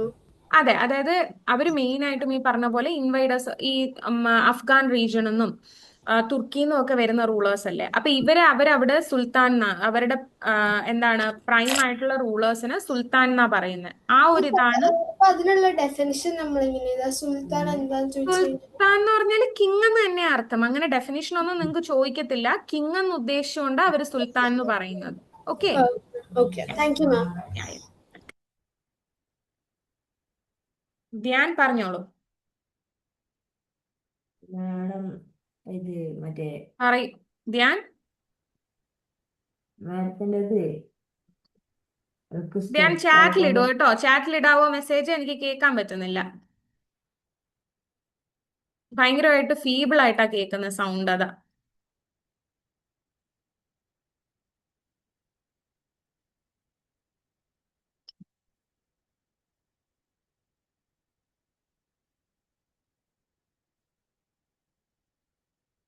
ഇമാനുവൽ പറഞ്ഞോളൂ. Ma'am, after the death of Prithviraj Chauhan, ആ for many years, only Muslim rulers. മനസ്സിലായില്ല ഇമ്മാനുവൽ. പൃഥ്വിരാജ് ചൗഹാന്റെ ഡെത്തിന് ശേഷം മുസ്ലിം റൂളേഴ്സ് ആണോ ഉണ്ടായിരുന്നെന്നാണോ ചോദിക്കുന്നത്? Yes, ma'am. അങ്ങനെയല്ല. പൃഥ്വിരാജ് ചൗഹാൻ എന്ന് പറയുന്നത് ചൗഹാൻ ഡൈനാസ്റ്റിയുടെ റൂളർ ആയിരുന്നു. സോ ആഫ്റ്റർ ഹിസ് ഡെത്ത് എന്താണ് ഉണ്ടായത്? ആഫ്റ്റർ ഹിസ് ഡെത്ത് എന്നല്ല, പുള്ളിക്കാരനെ ഡൽഹി സുൽത്താനേറ്റിലുള്ള ഡൈനാസ്റ്റീസിലുള്ള കിങ്, അതായത് നമ്മളിപ്പോൾ അലാവുദ്ദീൻ ഖിൽജി പോലെയുള്ള ആളുകൾ ഡിഫീറ്റ് ചെയ്തിട്ടാണ് ഡൽഹി സുൽത്താനേറ്റ് ഫോം ചെയ്തതെന്നാണ് പറയുന്നത്. After Prithviraj Chauhan's death Delhi sultanate have formed. അത്രേ ഉള്ളൂ. മുസ്ലിം എന്ന് വെച്ചാൽ കൂടുതലും മുസ്ലിം റൂളേഴ്സ് ആണ് വന്നിട്ടുള്ളത്. കാരണം അവര് അഫ്ഗാൻ തുർക്കിയിൽ നിന്നൊക്കെയാണ് വന്നത്. സോ അവരാണ് അവരാണ് ഈ ഡൽഹി സുൽത്താനേറ്റ് ഫോം ചെയ്തത്. ഓക്കെ, അത് നോർത്ത് വെസ്റ്റേൺ പാർട്ടിലാണ്. സദേൺ പാർട്ടിലൊക്കെ എന്താണ്, ബാക്കി എംപയേഴ്സ് ഒക്കെ ഉണ്ട്. മൗര്യൻ എംപയർ ഉണ്ട്, അതുപോലെ തന്നെ ഗുപ്ത എംപയർ, ഇതെല്ലാം ഉണ്ട്. ഓക്കെ, പറഞ്ഞോളൂ ഷാനൻ, പറയൂ. ഇപ്പോഴാണ് കിട്ടിയത്. എന്താ? എനിക്ക് ഇപ്പോഴാണ് കിട്ടിയത്. ഇത്രയും നേരം സ്റ്റക്ക് ഇത്രയും നേരം സ്റ്റക്ക് ആയിരുന്നോ? അപ്പൊ എനിക്ക് തോന്നുന്നു അത് നിങ്ങളുടെ അവിടുത്തെ നെറ്റിന്റെ ഇഷ്യൂ ആയിരിക്കാം. ഒന്ന് റീസ്റ്റാർട്ട് ചെയ്തിട്ട് ഒന്ന് നോക്കുവോ? ഒന്ന് ലീവ് ചെയ്തിട്ട് വീണ്ടും ജോയിൻ ചെയ്ത് നോക്കുവോ? അപ്പൊ ഓക്കെ ആവും ചിലപ്പോ. മഴയൊക്കെ അല്ലേ, അതിന്റെയൊക്കെ ആയിരിക്കും. ആ ധ്യാൻ ചാറ്റിൽ ഇടുന്നൊന്നും എനിക്ക് കാണാൻ പറ്റുന്നില്ല. വേറെ ആരോ മെസ്സേജ് അയച്ച് കളിക്കുവാണ്. ധ്യാൻ പറഞ്ഞോളൂ. കുറച്ച് ഒച്ചത്തിൽ പറയാവോ? മൈക്ക് അടുപ്പിച്ച് വെച്ച് ഇപ്പൊ പറയാവോ? കേൾക്കുന്നുണ്ടോ? ഇപ്പൊ ഇപ്പൊ കേക്കാം.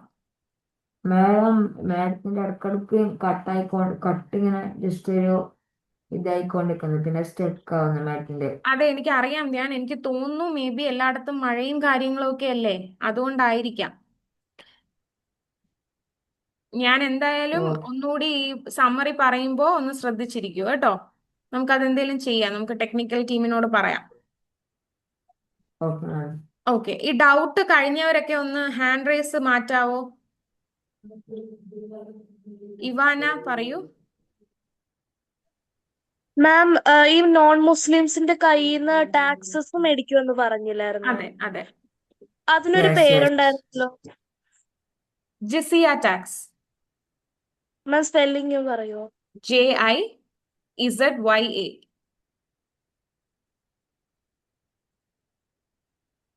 Thank you ma'am. ആദിദേവ് പറയൂ. Ivana hand raise മാറ്റാവോ?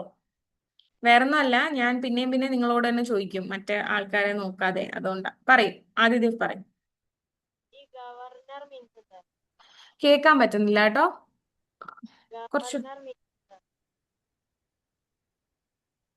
ഓഡിബിൾ അല്ലല്ലോ ആദിദേവ്.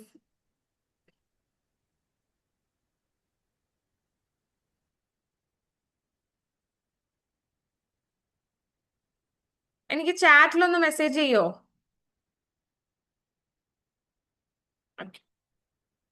ഓക്കെ, അപ്പൊ നമുക്ക് ബാക്കിയുള്ളവരുടെ ഡൗട്ട് നെക്സ്റ്റ് ഇതിൽ നോക്കാം.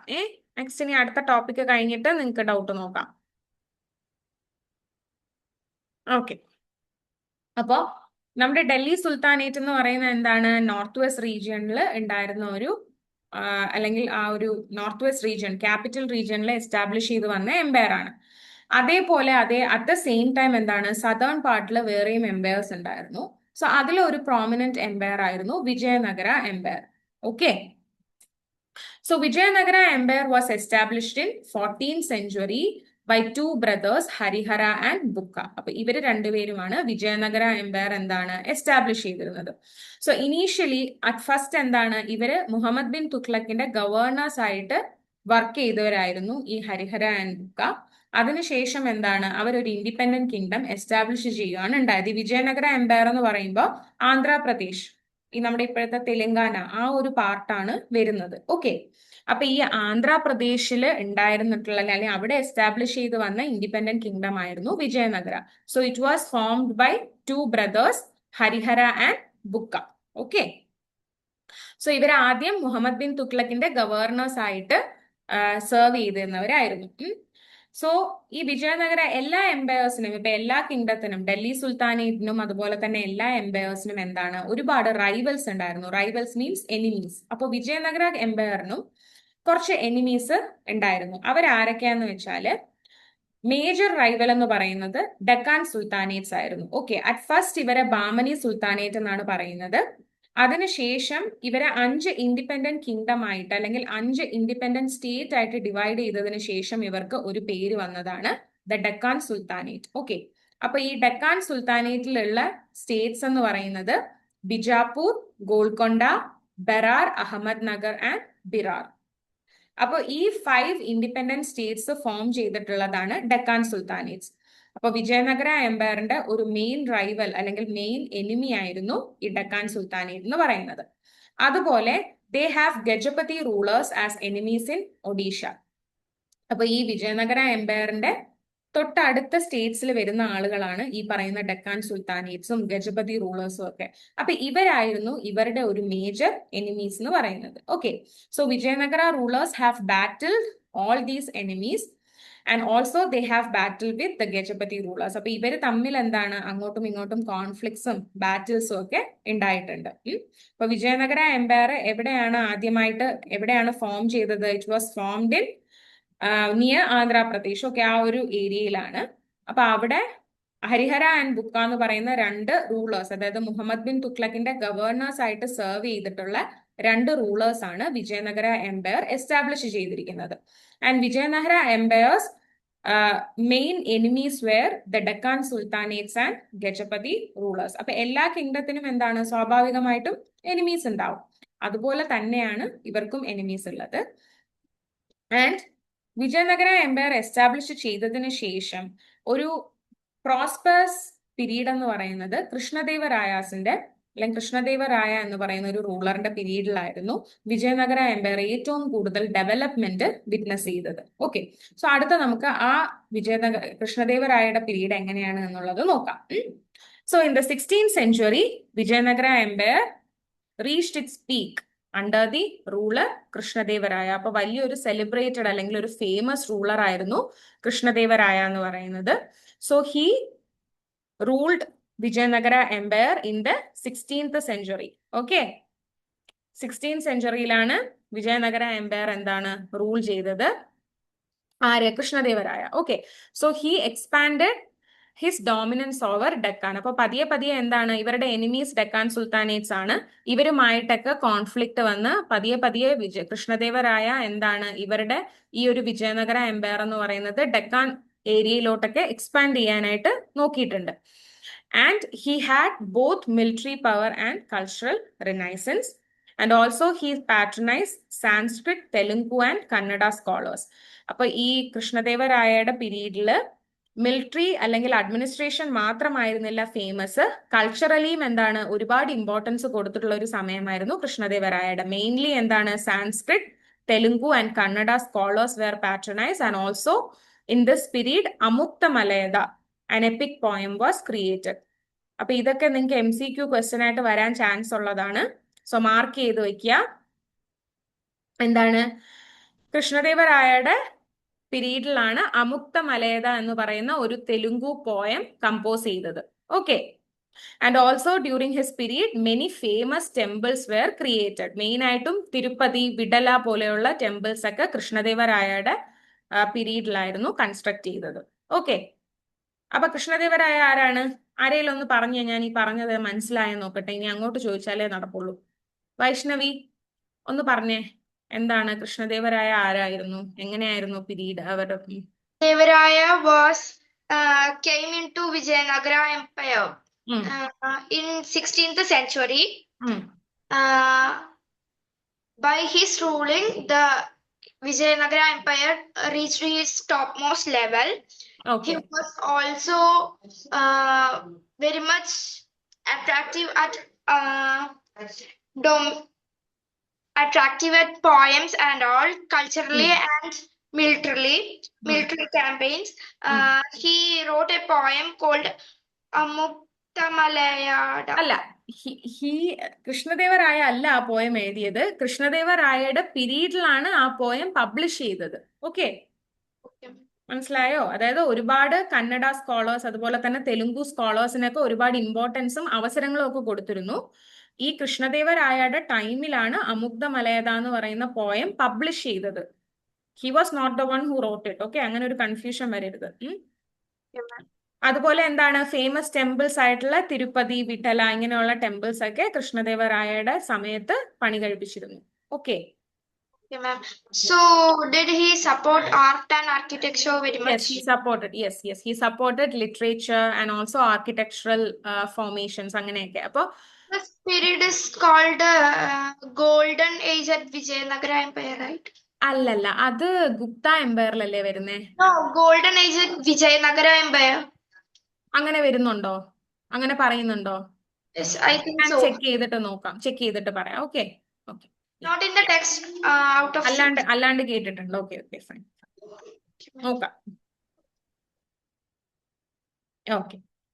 അപ്പൊ ഞാന് ഇടയ്ക്കിടയ്ക്ക് ഇങ്ങനെയൊക്കെ ചോദിക്കും കേട്ടോ. നിങ്ങൾ ഉറങ്ങുന്നുണ്ടോ, നിങ്ങൾ ശ്രദ്ധിച്ചിരിക്കുന്നുണ്ടോ എന്നൊക്കെ എനിക്ക് അറിയണം. അതുകൊണ്ടാ. യെസ്.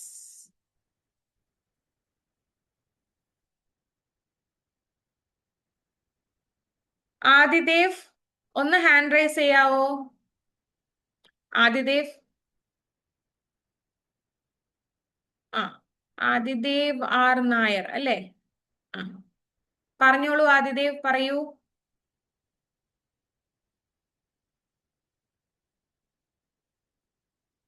ആ, ആദിദേവ്. Yeah. ആ, പറഞ്ഞോളൂ. പറയൂ, ഡൗട്ട് എന്താണെന്ന് പറയൂ. എനിക്ക് കേൾക്കാൻ പറ്റുന്നില്ല. മാം ഇത് ഈ ലാസ്റ്റ് പാരഗ്രാഫ് ഉണ്ടല്ലോ, അതെനിക്ക് ക്ലിയർ ആയിട്ട് കേട്ടില്ല. ഇതാണോ കൃഷ്ണദേവരായ? അതാണോ ഇതിലെ ലാസ്റ്റ് പാരഗ്രാഫ് പറയുന്നത്? കൃഷ്ണദേവരായയുടെ പീരീഡില് പുള്ളി എന്താണ് ഒരുപാട് കൾച്ചറൽ സിഗ്നിഫിക്കൻസ് ഒക്കെ ഇമ്പോർട്ടൻസ് ഒക്കെ കൊടുത്തിരുന്ന ആളായിരുന്നു. So during his period so many famous temples were establish. അതായത് ഫേമസ് ടെമ്പിൾസ് ആയിട്ടുള്ള തിരുപ്പതി, വിഠല ഈ പറയുന്ന ടെമ്പിൾസ് ഒക്കെ വിജയനഗര സെന്റർ അല്ലെങ്കിൽ വിജയനഗര സിറ്റിയിൽ എസ്റ്റാബ്ലിഷ് ചെയ്തിരുന്നു, കൺസ്ട്രക്ട് ചെയ്തിരുന്നു എന്നാണ് പറയുന്നത്. ഓക്കെ. ഓക്കെ. യെസ്. പിന്നെ എനിക്ക് ഈ വീഡിയോ ഓൺ ചെയ്യാൻ പറ്റുന്നില്ല. ഇത് ഒരു വീഡിയോ ഓൺ ചെയ്യാൻ സാരമില്ല, കുഴപ്പമില്ല. അത് എന്തെങ്കിലും ടെക്നിക്കൽ ഇഷ്യൂ ആയിരിക്കും. അത് നെക്സ്റ്റ് ക്ലാസ്സിൽ അതൊന്ന് നോക്കിക്കോളൂ കേട്ടോ. അപ്പൊ അത് റെസ്പോണ്ടിങ് എന്ന് പറയുന്നത് ആണോ? Okay, okay, okay. അപ്പൊ അങ്ങനെ വീഡിയോ ഓൺ ചെയ്യാൻ പറ്റുന്നില്ലെങ്കിൽ സാരമില്ല, ശ്രദ്ധിച്ചിരിക്കണേ. നമ്മൾ ടെക്സ്റ്റ് ഒക്കെ എടുത്ത് വെച്ചിട്ടുണ്ടല്ലോ, അപ്പം ഇമ്പോർട്ടന്റ് ആയിട്ടുള്ള പോയിന്റ്സ് ഒക്കെ ഒന്ന് മാർക്ക് ചെയ്ത് പോവാം. ഓക്കെ. Okay, okay. വേറെ ആതിഥേവ് ഉണ്ടോ? ഈ ഒരു ആതിഥേവ് അല്ലേ ഉള്ളൂ? വേറെ ആതിഥേവ് ഉണ്ടോ? അങ്ങനെയാണെങ്കിൽ ഒന്ന് ഹാൻഡ് റൈസ് ചെയ്യണേ.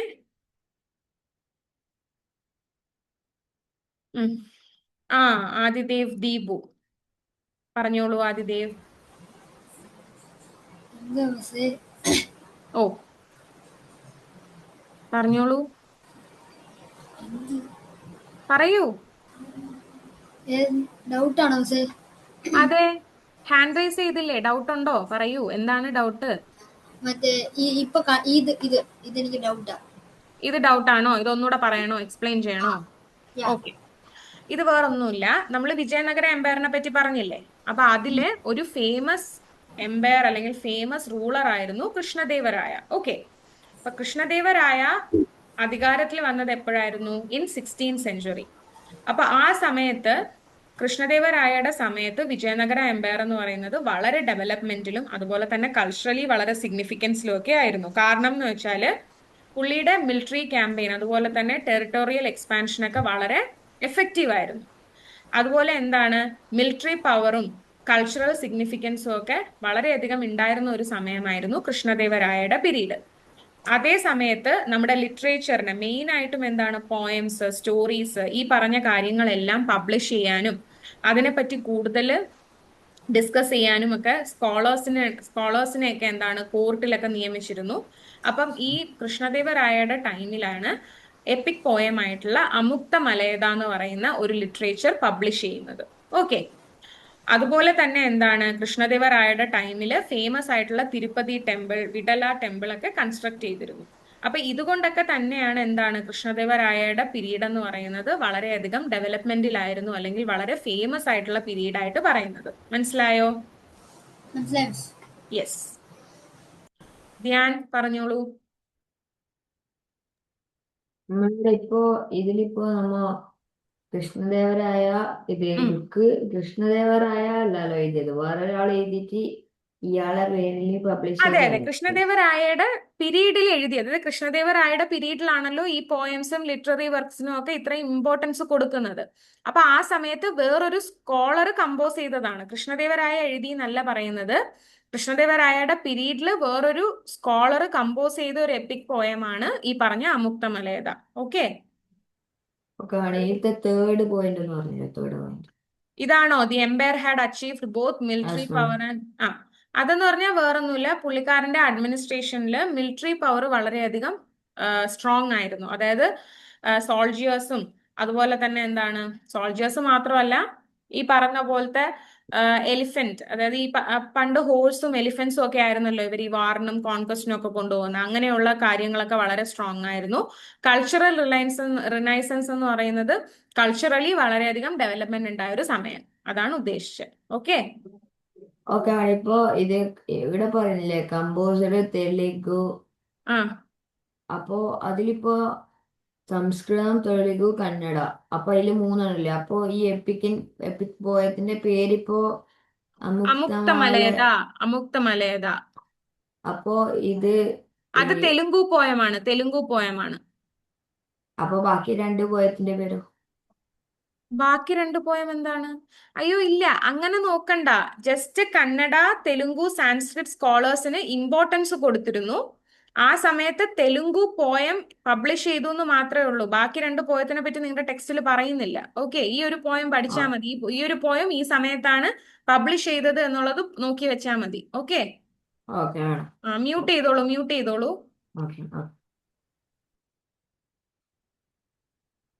ധ്വനി പറയൂ. അത് ആ തിമോർ ഇൻവേഷൻസ് എനിക്ക് കുറച്ച് മനസ്സിലായില്ലായിരുന്നു. ഓക്കെ, ഞാൻ ലാസ്റ്റ് നമുക്ക് ഡൗട്ട് ക്ലിയറിംഗ് സെഷനിൽ പറഞ്ഞുതരാം. അതൊന്ന് നോട്ട് ചെയ്ത് വെക്കണേ. ഇനി എന്തെങ്കിലും ഡൗട്ട് ഉള്ളവർ ആ ഡൗട്ട് നോട്ട് ചെയ്ത് വെച്ചോളൂ. ലാസ്റ്റ് എന്തായാലും ഇന്നലത്തെ പോലെ ഞാൻ ഡൗട്ട് ക്ലിയറിംഗ് സെഷൻ തരാം, ആരും പേടിക്കണ്ട. ഓക്കെ, അപ്പോൾ നിങ്ങൾ ഒന്ന് ശ്രദ്ധിച്ചിരിക്കണേ. ഇതാ ഒരു അരമണിക്കൂറേ ഉള്ളൂ. ഈ അരമണിക്കൂർ കൊണ്ട് എനിക്ക് ഒരുപാട് ടോപ്പിക് എടുക്കാനുണ്ട്. Okay, so next, fall of Vijayanagara empire. അപ്പൊ എന്താണ് വിജയനഗര എംപയർ ഡെവലപ്പ് ചെയ്തു എന്നുള്ളത് നമ്മൾ പറഞ്ഞു. എന്തുകൊണ്ടാണ് വിജയനഗര എംപയർ ഫോൾ ചെയ്തത്, അല്ലെങ്കിൽ എന്ത് കാരണം കൊണ്ടാണ് ഡിക്ലൈൻ ആയത് എന്നാണ് പറയുന്നത്. So after Krishnadevaraya's death, Deccan Sultanate formed a coalition and defeated the Vijayanagara Empire at Battle of Talikota. അപ്പോൾ കൃഷ്ണദേവരായ ആയിരുന്നു ഫേമസ് ആയിട്ടുള്ള സെലിബ്രേറ്റഡ് ആയിട്ടുള്ള എംപയർ. കൃഷ്ണദേവരായയുടെ പീരീഡിന് ശേഷം എന്താ ഉണ്ടായത്? മേജർ റൈവൽ ആയിട്ടുള്ള ഡെക്കാൻ സുൽത്താനേറ്റ്സ് വിജയനഗര എംപയറിനെ ആക്രമിക്കുകയാണ് ഉണ്ടായത്. Okay, at the battle of Talikota, and they defeated Vijayanagara empire. The city was sacked over several months and house and temples and buildings were destroyed. സാക്ഡ് എന്ന് ഉദ്ദേശിക്കുന്നത് എന്താണ്? അവർ ഈ ഡിസ്ട്രോയ് ചെയ്തു എന്നുള്ള രീതിയാണ് പറയുന്നത്. Okay, and much of the civilian were massacred, അതായത് പല ആൾക്കാരെയും എന്താണ് മർഡർ ചെയ്യുകയും അതുപോലെ തന്നെ ഒരുപാട് ബുദ്ധിമുട്ടുകളൊക്കെ ഉണ്ടാവുകയും ചെയ്തിരുന്നു. സോ വിജയനഗര എംപയർ എങ്ങനെയാണ് ഫോൾ ആവുന്നത്, അല്ലെങ്കിൽ എന്തുകൊണ്ടാണ് ഡിക്ലൈൻ ആവുന്നത്? Mainly due to the defeat by Deccan sultanates at the battle of Talikota. Okay, yes, and the Battle of Talikota marked the beginning of the end of Vijayanagara Empire, and the empire fragmented into smaller regions ruled by Nayakas. അപ്പോൾ formal military governors, അതായത് കൃഷ്ണദേവരായരുടെ military power വളരെ famous ആയിരുന്നു, അല്ലെങ്കിൽ വളരെ powerful ആയിരുന്നു എന്ന് പറഞ്ഞു. അപ്പോൾ ഈ മിലിറ്ററി ഗവർണേഴ്സ് ഉണ്ടായിരുന്നു കൃഷ്ണദേവരായക്ക്. അപ്പോൾ ഈ ഒരു വിജയനഗര എംപയർ ഡിക്ലൈൻ ആയപ്പോഴത്തേനും പതിയെ പതിയെ ഈ എംപയറിനെ ഡിവൈഡ് ചെയ്ത് ഓരോ മിലിറ്ററി ഗവർണേഴ്സും ഓരോ ടെറിട്ടോറിയൽ റീജിയൻസ് ആക്കി മാറ്റി. And in the end of mid-17th century the empire came to an end. അപ്പോൾ മെയിൻ ആയിട്ടും ഈ എംപയർ ഡിക്ലൈൻ ആവാനുള്ള കാരണം ബാറ്റിൽ ഓഫ് തലിക്കോട്ടയാണ്, and it was fought between Vijayanagara empire and the Deccan sultanates. Okay, next ഇനി നമ്മൾ നോക്കാനായിട്ട് പോകുന്നത് Babur's conquest, that is after the Delhi sultanate. Delhi sultanate എന്താണ്? ലോധി ഡൈനാസ്റ്റിയോട് കൂടി തന്നെ ഡൽഹി സുൽത്താനേറ്റ് ഡിക്ലൈൻ ആവുകയാണ്. അതിനുശേഷം വന്ന ഡൈനാസ്റ്റിയാണ് ദ മുഗൾസ്. ഓക്കെ, മുഗൾസ് എന്ന് പറയുന്നത് വളരെ ഫേമസ് ആയിട്ടുള്ള ഒരു എംപയർ ആയിരുന്നു. സോ മുഗൾസിന്റെ ഒരു മെയിൻ റൂളർ ആയിട്ട് വന്നത് അല്ലെങ്കിൽ മുഗൾ ഡൈനാസ്റ്റി എസ്റ്റാബ്ലിഷ് ചെയ്യുന്നത് ആരാണ്? It was established by Babur. Okay, so Babur was a Turkic Mongol ruler and a military strategist. So Babur ആണ് ആദ്യമായിട്ട് ഇന്ത്യയെ ഇൻവൈഡ് ചെയ്യാമെന്ന് ഡിസൈഡ് ചെയ്യുന്നത്. And he sought to establish a new empire in India. So Babur എങ്ങനെയാണ് ഇവിടെ empire establish ചെയ്തത്? By defeating Ibrahim Lodhi at the battle of Panipat. അപ്പൊ battle of Panipat എന്താണ്, അതെന്താണ് എന്നുള്ളത് നിങ്ങൾക്ക് ചിലപ്പോൾ ചോദ്യം വരാം. ഷോർട്ട് ക്വസ്റ്റ്യൻ ആയിട്ട്, അതായത് write short note on battle of Panipat അല്ലെങ്കിൽ എസ്സേ ആയിട്ടൊക്കെ വരുവാണെങ്കിൽ നിങ്ങൾ ഇതാണ് എഴുതേണ്ടത്. സോ നിങ്ങൾ ശ്രദ്ധിച്ചിരിക്കണേ. അപ്പൊ എന്താണ് ഇബ്രാഹിം ലോധിയെ, ഒരു മിനിറ്റ്,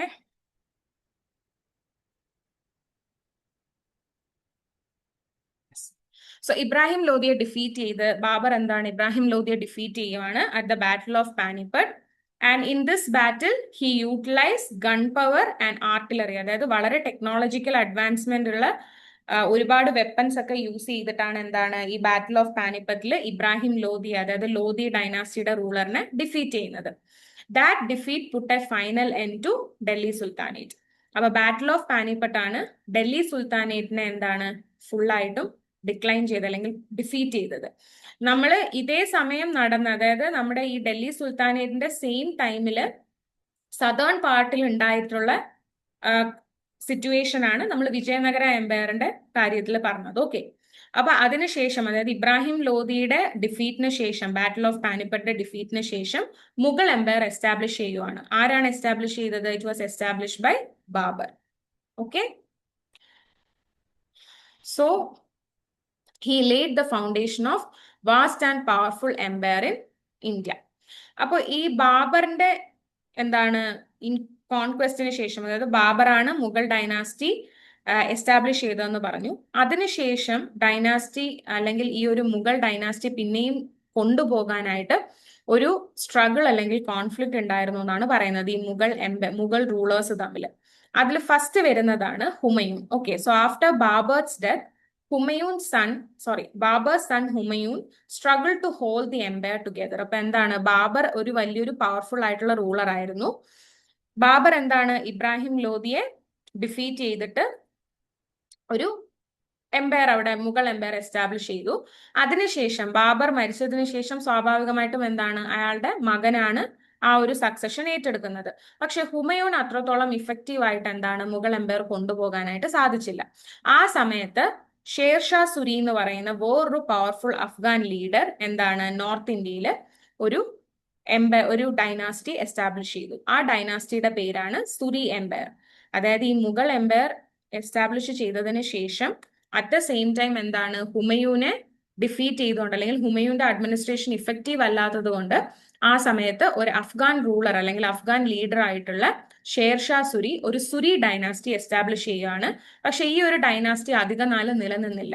കാരണം അത്രത്തോളം പവർഫുൾ ആയിരുന്നു മുഗൾ ഡൈനാസ്റ്റിയും അവരുടെ അഡ്മിനിസ്ട്രേഷനും. ഹുമയൂൻ എന്താണ് ആ ഒരു അഡ്മിനിസ്ട്രേഷൻ കൊണ്ടുപോകാൻ സാധിച്ചില്ല എങ്കിലും ഈ ഒരു സുരി ഡൈനാസ്റ്റി അധിക നാൾ നിലനിന്നില്ല. It was a short lived one and soon Humayun reconquered the Mughal empire. അപ്പൊ ഈ ഒരു റീകോൺക്വസ്റ്റ് നടത്തുന്നത് 1555 സോ ബാറ്റിൽ ഓഫ് പാനിപ്പട്ടിന് ശേഷം ബാബർ മുഗൾ എംപയർ എസ്റ്റാബ്ലിഷ് ചെയ്യുവാണ്. അതിനുശേഷം ബാബറിന്റെ മരണശേഷം ആരാണ് ബാബറിന്റെ മകനായിട്ടുള്ള ഹുമയൂൺ ഭരണം ഏറ്റെടുക്കുന്നു. പക്ഷെ ഹുമയൂന്റെ അഡ്മിനിസ്ട്രേഷൻ ഇഫക്റ്റീവ് ആയിരുന്നില്ല. ആ സമയത്ത് എന്താണ് പുറമേ ഒരു അഫ്ഗാൻ റൂളർ ആയിട്ടുള്ള ഷേർഷാ സുരി ഡൽഹിയെ അല്ലെങ്കിൽ ഈ ക്യാപിറ്റലിനെ അറ്റാക്ക് ചെയ്യുകയും സുരി ഡൈനാസ്റ്റി എസ്റ്റാബ്ലിഷ് ചെയ്യുന്നു. പക്ഷെ ആ ഒരു ഡൈനാസ്റ്റി അത്ര നാള് നിലനിൽക്കാതെ പോയതുകൊണ്ട് തന്നെ ഹുമയൂൺ വീണ്ടും ഒരു റീകോൺക്വസ്റ്റിലൂടെ ഈ മുഗൾ ഡൈനാസ്റ്റി അല്ലെങ്കിൽ മുഗൾ എംപയർ തിരിച്ചു പിടിക്കുകയാണ് ചെയ്തത്. ഓക്കെ, ഇതൊരു കഥ പോലെ മനസ്സിലാക്കിയാൽ ഈസി ആയിരിക്കും. അപ്പൊ ഈ ഹുമയൂന്റെ റീകോൺക്വസ്റ്റിന് ശേഷം വരുന്നതാണ് ഹിമു എന്ന് പറയുന്ന ഒരു മിലിറ്ററി കമാൻഡറിന്റെ റൂൾ എന്ന് പറയുന്നത്. അപ്പൊ ഈ ഹുമയൂന്റെ അഡ്മിനിസ്ട്രേഷൻ അത്രത്തോളം എഫക്റ്റീവ് അല്ലാത്തത് കൊണ്ട് വീണ്ടും ഈ ഒരു സുരി ഡൈനാസ്റ്റിയുടെ ഒരു ലാസ്റ്റ് റൂളർ ആയിട്ടുള്ള ഹിമു എന്ന് പറയുന്ന ഒരു മിലിറ്ററി കമാൻഡർ ഈ മുഗൾ ഡൈനാസ്റ്റി അല്ലെങ്കിൽ മുഗൾ എംപയർ കോൺകർ ചെയ്യുവാണ്. And he ruled it briefly as Hemachandra Vikramaditya. അപ്പൊ ഈ പുള്ളിക്കാരന്റെ യഥാർത്ഥ പേരിലല്ല എന്താണ് റൂളറായിട്ട് ഭരിച്ചിരുന്നത്. He actually ruled it briefly as Hemachandra Vikramaditya. വേറൊരു പേര് ഏറ്റെടുത്തുകൊണ്ടാണ് ഒരു റൂളിംഗ് ചെയ്തത്. ഓക്കെ, അപ്പൊ ഇങ്ങനെ ഒരു ക്വസ്റ്റ്യൻ വരുവാണ്, MCQ ക്വസ്റ്റ്യൻ വരുവാണ്, അല്ലെങ്കിൽ what was the another name of Hemu എന്ന് ചോദിക്കുവാണെങ്കിൽ ഹേമചന്ദ്ര വിക്രമാദിത്യ എന്നാണ് എഴുതേണ്ടത്. ഓക്കെ, അപ്പോ ഹുമയൂൺ വീണ്ടും റീകോൺകർ ചെയ്യുന്നു. അതിനുശേഷം ഹുമയൂന്റെ അഡ്മിനിസ്ട്രേഷൻ അത്രത്തോളം വീക്ക് ആയതുകൊണ്ട് തന്നെ വീണ്ടും സുറി ഡൈനാസ്റ്റിയിലുള്ള ഒരു ലാസ്റ്റ് റൂളർ ഹിമു എന്താണ് ഈ ഒരു എംപയർ പിടിച്ചെടുക്കുകയും ഹേമചന്ദ്ര വിക്രമാദിത്യ എന്നുള്ള പേരിൽ കുറച്ച് വർഷങ്ങൾ ഈ മുഗൾ എംപയർ റൂൾ ചെയ്യുകയും ചെയ്തു. ഓക്കെ, അതിനുശേഷമാണ് വളരെ പവർഫുൾ ആയിട്ടുള്ള എംപയർ അക്ബർ വരുന്നത്. അക്ബർ എന്ന് പറയുന്നത് എന്താണ്, മുഗൾ എംപയറിലെ മുഗൾ ഡൈനാസ്റ്റിയിലെ തന്നെ ഒരു വലിയൊരു എംപറർ ആണെന്നാണ് പറയുന്നത്. So Akbar was declared emperor at the age of 13. അപ്പൊ വെറും 13 വയസ്സിലാണ് എന്താണ് അക്ബർ എംപറർ ആകുന്നത്. And he entered into a marriage alliance and welcomed Rajput leaders into his court. അപ്പോൾ അക്ബർ എന്ന് പറയുന്നത് കുറച്ച് എന്താണ് ഒരു ലിബറൽ ആയിട്ടുള്ള ഒരു റൂളർ ആയിരുന്നു എന്നാണ് പറയുന്നത്. കാരണം ബാക്കിയുള്ള റൂളേഴ്സിനെ പോലെ മുസ്ലിംസിനെ മാത്രമല്ല സപ്പോർട്ട് ചെയ്തിരുന്നത്. He also welcome Rajput leaders through a marriage alliance. Okay, and he abolish jizya tax. നേരത്തെ ജിസിയ ടാക്സ് എന്താണെന്ന് ചോദിച്ചില്ലേ, അതായത് നോൺ മുസ്ലിം സബ്ജക്ട്സിന്, അതായത് ഹിന്ദുസിനും ബാക്കിയുള്ള സബ്ജക്ട്സിനും ഒക്കെ ഇമ്പോസ് ചെയ്തിരുന്ന ടാക്സ് ആണ്. അത് അക്ബറിന്റെ ടൈമിൽ എന്താണ് അബോളിഷ് ചെയ്തു. And he was tolerant towards all faith. Tolerant എന്ന് പറഞ്ഞാൽ ബാക്കി എല്ലാ റിലീജിയൻസിനെയും വെൽക്കം ചെയ്യുന്ന ഒരാളായിരുന്നു Akbar. Okay, he promoted tolerance for all faith and he appointed Hindu officials in high position. ബാക്കിയുള്ള ഈ ഒരു മുഗൾ എംപറർ ഡൈനാസ്റ്റി ബാബറിന്റെ സമയത്തും ഹുമയൂന്റെ സമയത്തും ഒക്കെ നോക്കുവാണെങ്കിൽ അവര് മുസ്ലിംസിനെ മാത്രമേ എന്താണ് ഹയർ ഒഫീഷ്യൽസ് ആയിട്ട് വെച്ചിരുന്നുള്ളൂ. പക്ഷെ അക്ബറിന്റെ ടൈമിൽ എന്താണ് he appointed Hindu officials also and he expanded and stabilised his empire by gaining the support from Rajput rulers. Okay, and his reign lasted almost 50 years. ഏകദേശം 50 വർഷക്കാലം അക്ബർ എന്താണ് മുഗൾ എംപയർ ആയിട്ട് തുടർന്നു എന്നാണ് പറയുന്നത്. From 1556 to 1605. അപ്പൊ അത്രയും ലോങ് പീരീഡിൽ വളരെ കുറച്ച് മുഗൾ എംപയേഴ്സ് മാത്രമേ ഭരിച്ചിട്ടുള്ളൂ. അതിൽ ഒരാളാണ് അക്ബർ എന്ന് പറയുന്നത്. And he established a house of translation where major Sanskrit text were translated into Persian. അതായത് ഇവരുടെ ഈ മുഗൾ എംപയേഴ്സിന്റെ ഒക്കെ മദർ ടങ് എന്ന് പറയുന്നത് എന്താണ് പേർഷ്യൻ ലാംഗ്വേജ് ആണ്. അപ്പോൾ ഈ വലിയ വലിയ നമ്മുടെ മഹാഭാരത രാമായണ പോലെയുള്ള ടെക്സ്റ്റ് ഒക്കെ ഇവർ പേർഷ്യനിലേക്ക് ട്രാൻസ്ലേറ്റ് ചെയ്യാനായിട്ട് ഒരു ട്രാൻസ്ലേഷൻ ഹൗസ് അല്ലെങ്കിൽ സ്കോളേഴ്സിനെ വെച്ചിട്ട് ഈ ഇമ്പോർട്ടൻറ്റ് ടെക്സ്റ്റിനെയൊക്കെ എന്താണ് പേർഷ്യനിലോട്ട് ട്രാൻസ്ലേറ്റ് ചെയ്തിരുന്നു എന്നാണ് പറയുന്നത് അക്ബറിന്റെ സമയത്ത്. ഓക്കെ, സോ അക്ബറിന്റെ സമയത്ത് മെയിൻ ആയിട്ട് ഉണ്ടായിട്ടുള്ള കാര്യങ്ങൾ എന്തൊക്കെയാണ്? He entered into a marriage alliance with Rajput rulers and also he abolished jizya tax. He promoted tolerance towards all religion. He appointed Hindu officials in high positions and he established a house of translation for Sanskrit text. Okay, അപ്പൊ ഈ ഒരു translation സമയത്ത് എന്താണ് the translated text include Mahabharata, Ramayana, Bhagavad Gita and Panchatantra. ഇതുപോലെയുള്ള വലിയ വലിയ epic text ഒക്കെയാണ് എന്താണ് പേർഷ്യനിലോട്ട് ട്രാൻസ്ലേറ്റ് ചെയ്തത്.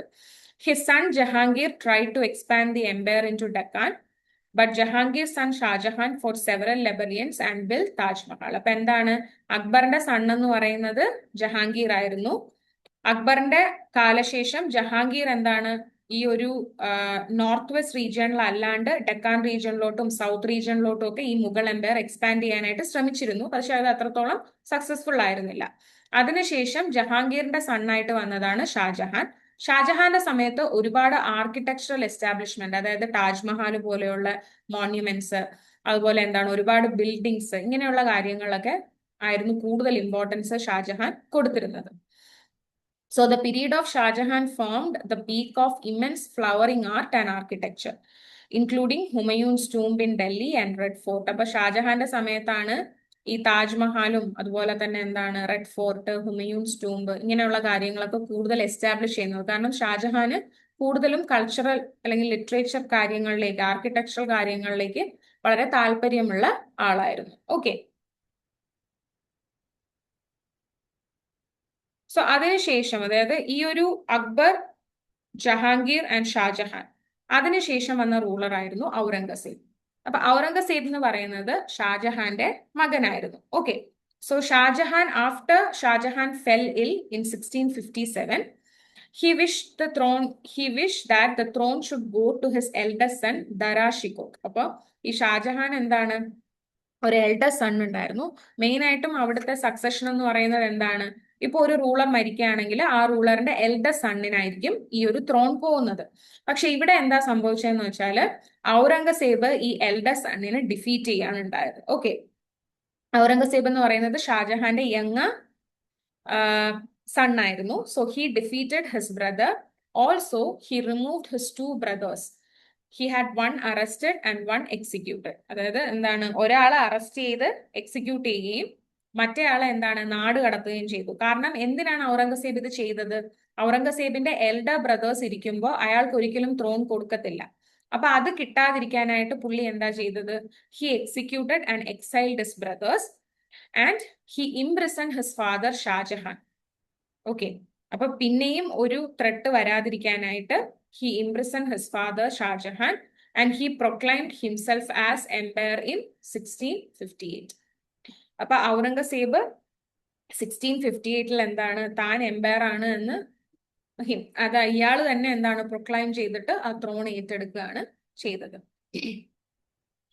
ഔറംഗസേബ് എന്ന് പറയുന്നത് ഭയങ്കര ക്രൂവൽ ആയിട്ടുള്ള ഒരു റൂളർ ആയിരുന്നു എന്നാണ് പറയുന്നത്. Okay, he himself named him as Alamgir, the conqueror of world, and he ruled for over 49 years. അപ്പൊ അക്ബറിന് ശേഷം കൂടുതൽ സമയം ഭരിച്ചിരുന്ന ഒരു മുഗൾ എംപയർ എന്ന് പറയുന്നത് ഔറംഗസേബ് ആണ്. ഓക്കെ, സോ ഔറംഗസേബ് ആരുടെ മകനാണ്? He was the son of Shah Jahan. And Aurangzeb conducted many campaigns conquering the parts of south. അപ്പൊ ഔറംഗസേബ് സദേൺ പാർട്ട് കോൺകർ ചെയ്യുന്നതിൽ ഒരു പരിധിവരെ സക്സസ്ഫുൾ ആയിരുന്നു. കാരണം ഔറംഗസേബിന്റെ മിലിറ്ററിയും അക്ബറിനെ പോലെ തന്നെ വളരെ ഫേമസും അതുപോലെ തന്നെ വളരെ പവർഫുള്ളും ആയിരുന്നു. Okay, under his period Mughal empire witness the great expansion. അപ്പോൾ വളരെയധികം ഈ എന്താണ്, ഒരു ക്രൂവൽ മെത്തേഡിലൂടെയും അതുപോലെ തന്നെ റാപ്പിഡ് എക്സ്പാൻഷൻ ആണ് ഉണ്ടായിരുന്നതെങ്കിലും ഈ ഔറംഗസേബിന്റെ സമയത്തായിരുന്നു മുഗൾ എംപയർ കൂടുതലും എക്സ്പാൻഡ് ആയത്, അല്ലെങ്കിൽ കൂടുതലും ഗ്രേറ്റ് എക്സ്പാൻഷൻ വിറ്റ്നസ് ചെയ്തത് ഔറംഗസേബിന്റെ സമയത്തായിരുന്നു എന്നാണ് പറയുന്നത്. Okay, and he also maintain large army. അപ്പൊ ഈ ഒരു ലാർജ് ആർമി മെയിൻറ്റെയിൻ ചെയ്യണമെങ്കിൽ എന്താണ്, ഈ ആർമീസിനെല്ലാം അവര് ശമ്പളം കൊടുക്കണം, അല്ലെ, സാലറി കൊടുക്കണം.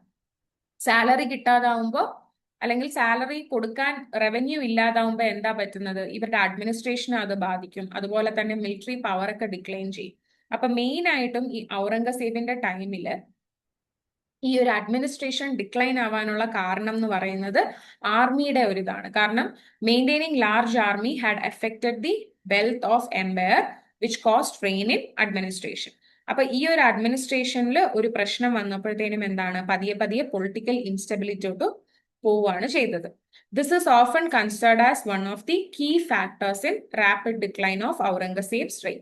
അപ്പൊ ഔറംഗസേബിന്റെ ഡെത്തിന് ശേഷം ആ ഒരു മുഗൾ എംപയർ, അല്ലെങ്കിൽ ഔറംഗസേബിന്റെ ഡെത്തിന് ശേഷം ഇവരുടെ ഒരു എംപയർ തന്നെ ഡിക്ലൈനിലേക്ക് പോയി എന്നാണ് പറയുന്നത്. മെയിൻ കാരണം എന്താണ് പറയുന്നത്, ഔറംഗസേബ് വലിയൊരു ആർമി മെയിൻറ്റെയിൻ ചെയ്തിരുന്നു. കാരണം സോൾജേഴ്സ് മാത്രമായിരുന്നില്ല, എലിഫൻസ്, അതുപോലെ തന്നെ ഹോഴ്സസ്, ഇങ്ങനെയുള്ള ഒരുപാട് കാവലറീസ്, അതുപോലെ തന്നെ ആംസ് ആൻഡ് അമ്യൂണേഷൻസ് ഉണ്ടായിരുന്നു. അപ്പൊ ഇതെല്ലാം മെയിൻറ്റെയിൻ ചെയ്യണമെങ്കിൽ ഒരുപാട് വെൽത്ത് വേണം. അപ്പൊ ഈ വെൽത്ത് ഒക്കെ ഇവർ എവിടെ നിന്നാണ് വാങ്ങുന്നത്? കോമൺ പീപ്പിളിന്റെ കയ്യിൽ നിന്ന് ടാക്സ് ആയിട്ട് എടുക്കുകയും അതുപോലെ തന്നെ ബാക്കിയുള്ള സിറ്റീസ് പ്ലണ്ടർ ചെയ്തൊക്കെയാണ് ഇവർ ഈ വെൽത്ത് അക്യൂമുലേറ്റ് ചെയ്യുന്നത്. അപ്പൊ ഈ സമയത്ത് എന്താണ്, ഈ ആർമി മെയിൻറ്റെയിൻ ചെയ്യുന്നത് കൊണ്ട് തന്നെ ഈ ഒരു അഡ്മിനിസ്ട്രേഷനിൽ സ്ട്രെയിൻ വരികയും ഈ ഒരു മുഗൾ എംപയർ അല്ലെങ്കിൽ ഔറംഗസേബിന്റെ പീരീഡിൽ ഒരു ഡിക്ലൈൻ കണ്ടു തുടങ്ങി എന്നാണ് പറയുന്നത്. ഓക്കെ, അതുപോലെ ഔറംഗസേബ് എന്ന് പറയുന്നത് ഡീപ്ലി റിലീജിയസ് ആയിരുന്നു. He was a religious person and he was not tolerant to any other faith. കൂടുതലും ഇസ്ലാമിക് റിലീജിയനെ സപ്പോർട്ട് ചെയ്തിരുന്നതായതുകൊണ്ട് തന്നെ അക്ബറിന്റെ സമയത്ത് ജിസിയ ടാക്സ് എന്താണ് ഇമ്പോസ് ചെയ്തത് എടുത്തു കളഞ്ഞില്ല, അബോളിഷ് ചെയ്തിരുന്നു. പക്ഷെ ഔറംഗസേബ് വീണ്ടും ഈ ജിസിയ ടാക്സ് റീ ഇമ്പോസ് ചെയ്യാണ് ഉണ്ടായത്. Okay, and he collected taxes on Hindus travelling to sacred places.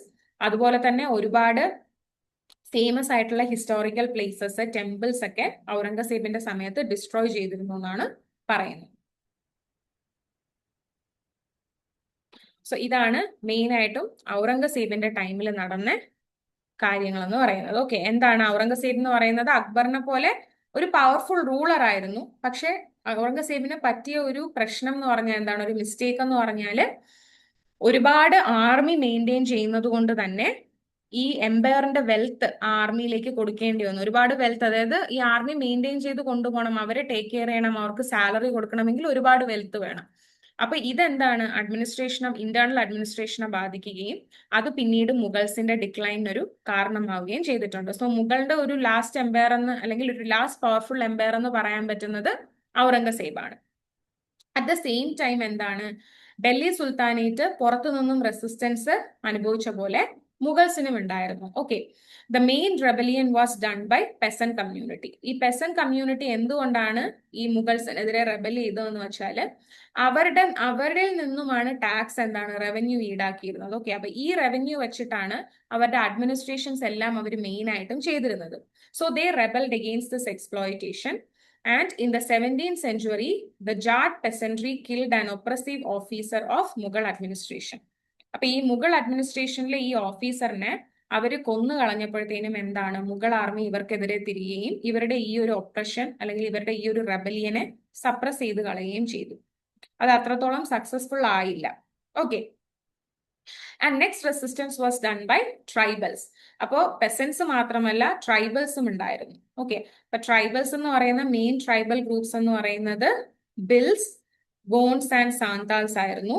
They also fought against Mughals against the attempts to annex their territory and impose taxes on them. അപ്പൊ ഇവർക്കെതിരെയും taxes impose ചെയ്തിട്ട് forest area, അതായത് tribal area ഒക്കെ ഈ ഒരു ടെറിട്ടറിയുടെ കൂടെ കൂട്ടാൻ, annexe ചെയ്യാന്ന് പറഞ്ഞാൽ ആഡ് ചെയ്യാനൊക്കെ ഇവർ ശ്രമിച്ചിരുന്നു. അപ്പൊ അതിനെതിരെ ഇവരും ഒരുപാട് റിവോൾട്ട് ചെയ്തു. ഓക്കെ,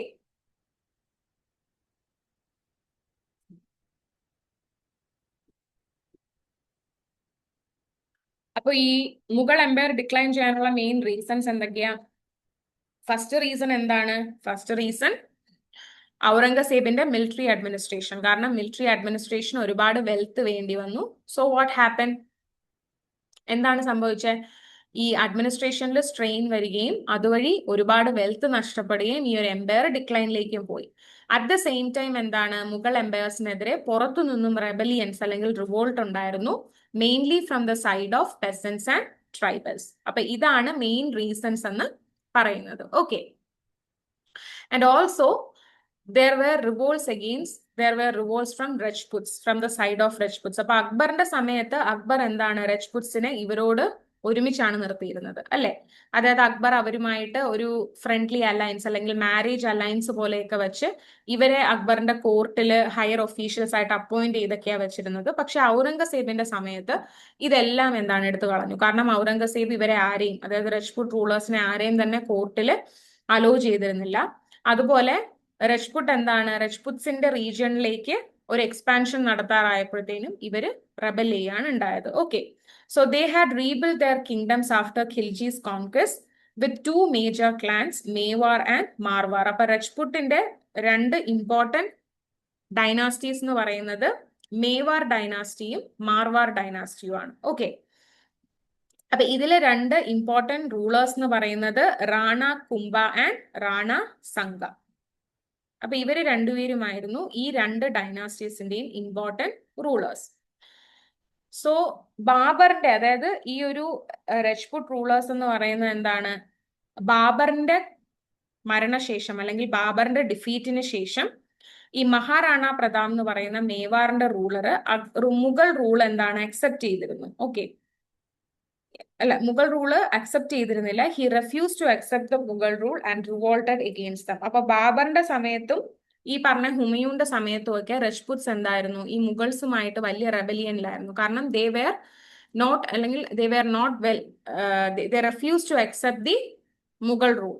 ഓക്കെ, അതുപോലെ ഇവർക്കെതിരെ ഒരുപാട് റിവോൾട്ടും ഒക്കെ ചെയ്തിരുന്ന സമയമായിരുന്നു ഈ രജ്പുട്സ് അല്ലെങ്കിൽ ഈ ബാബറിന്റെയും ഹുമയൂണിന്റെയും റെയിൻ എന്ന് പറയുന്നത്. പക്ഷെ ഇവരെ വെൽക്കം ചെയ്തത് ആരായിരുന്നു? അക്ബർ ആയിരുന്നു. സോ അക്ബറിന്റെ ടൈമില് ഇവര് മുഗൾസുമായിട്ട് ഒരു നല്ലൊരു കോഡിയൽ അല്ലെങ്കിൽ ഒരു ഫ്രണ്ട്ലി റിലേഷൻ ആയിരുന്നു. പക്ഷെ ഈ ഒരു സമയം കഴിഞ്ഞപ്പോഴത്തേനും, അതായത് അക്ബറിന്റെ ടൈം കഴിഞ്ഞ് ഔറംഗസേബിന്റെ സമയമായപ്പോഴത്തേനും എന്താണ് ഉണ്ടായെന്ന് വെച്ചാല് they began to revolt against the Mughal Empire. Okay, so a confrontation took place in the Aravalli Hills, where Maharana Pratap escaped the Mughals and pursued guerrilla warfare.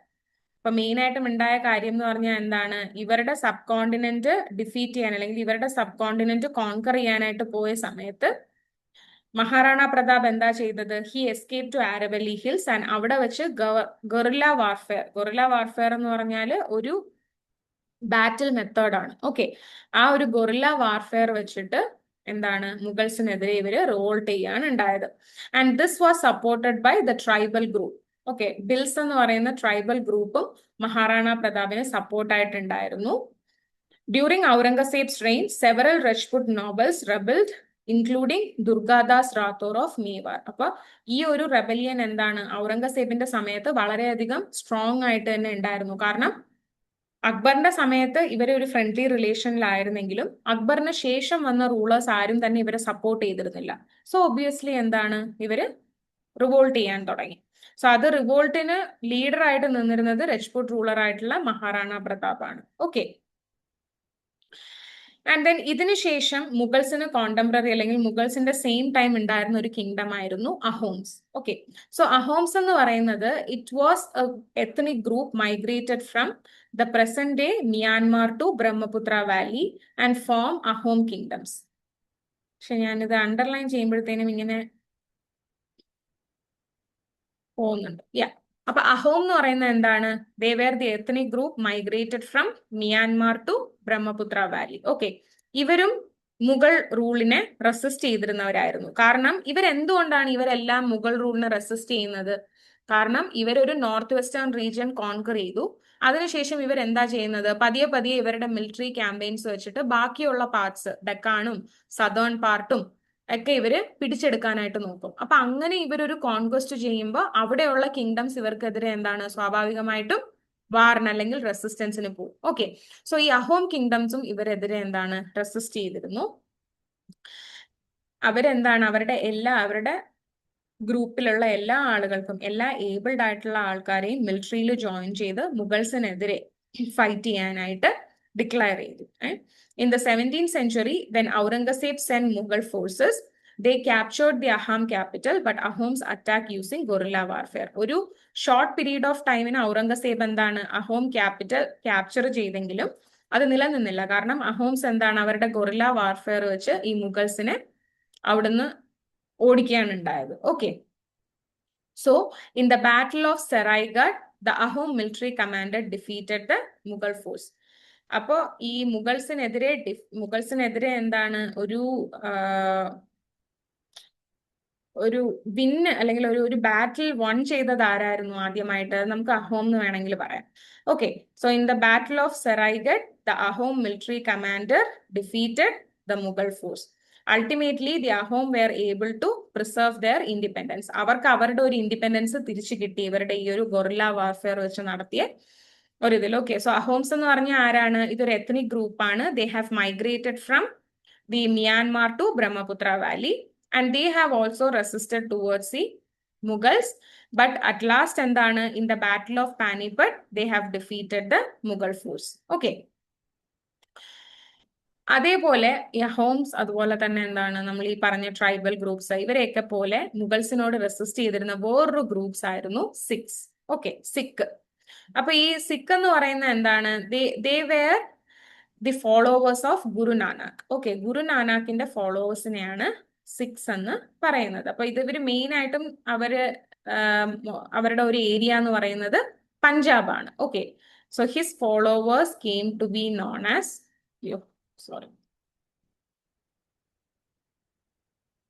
So Guru Nanak's followers came to be known as Sikhs. Okay.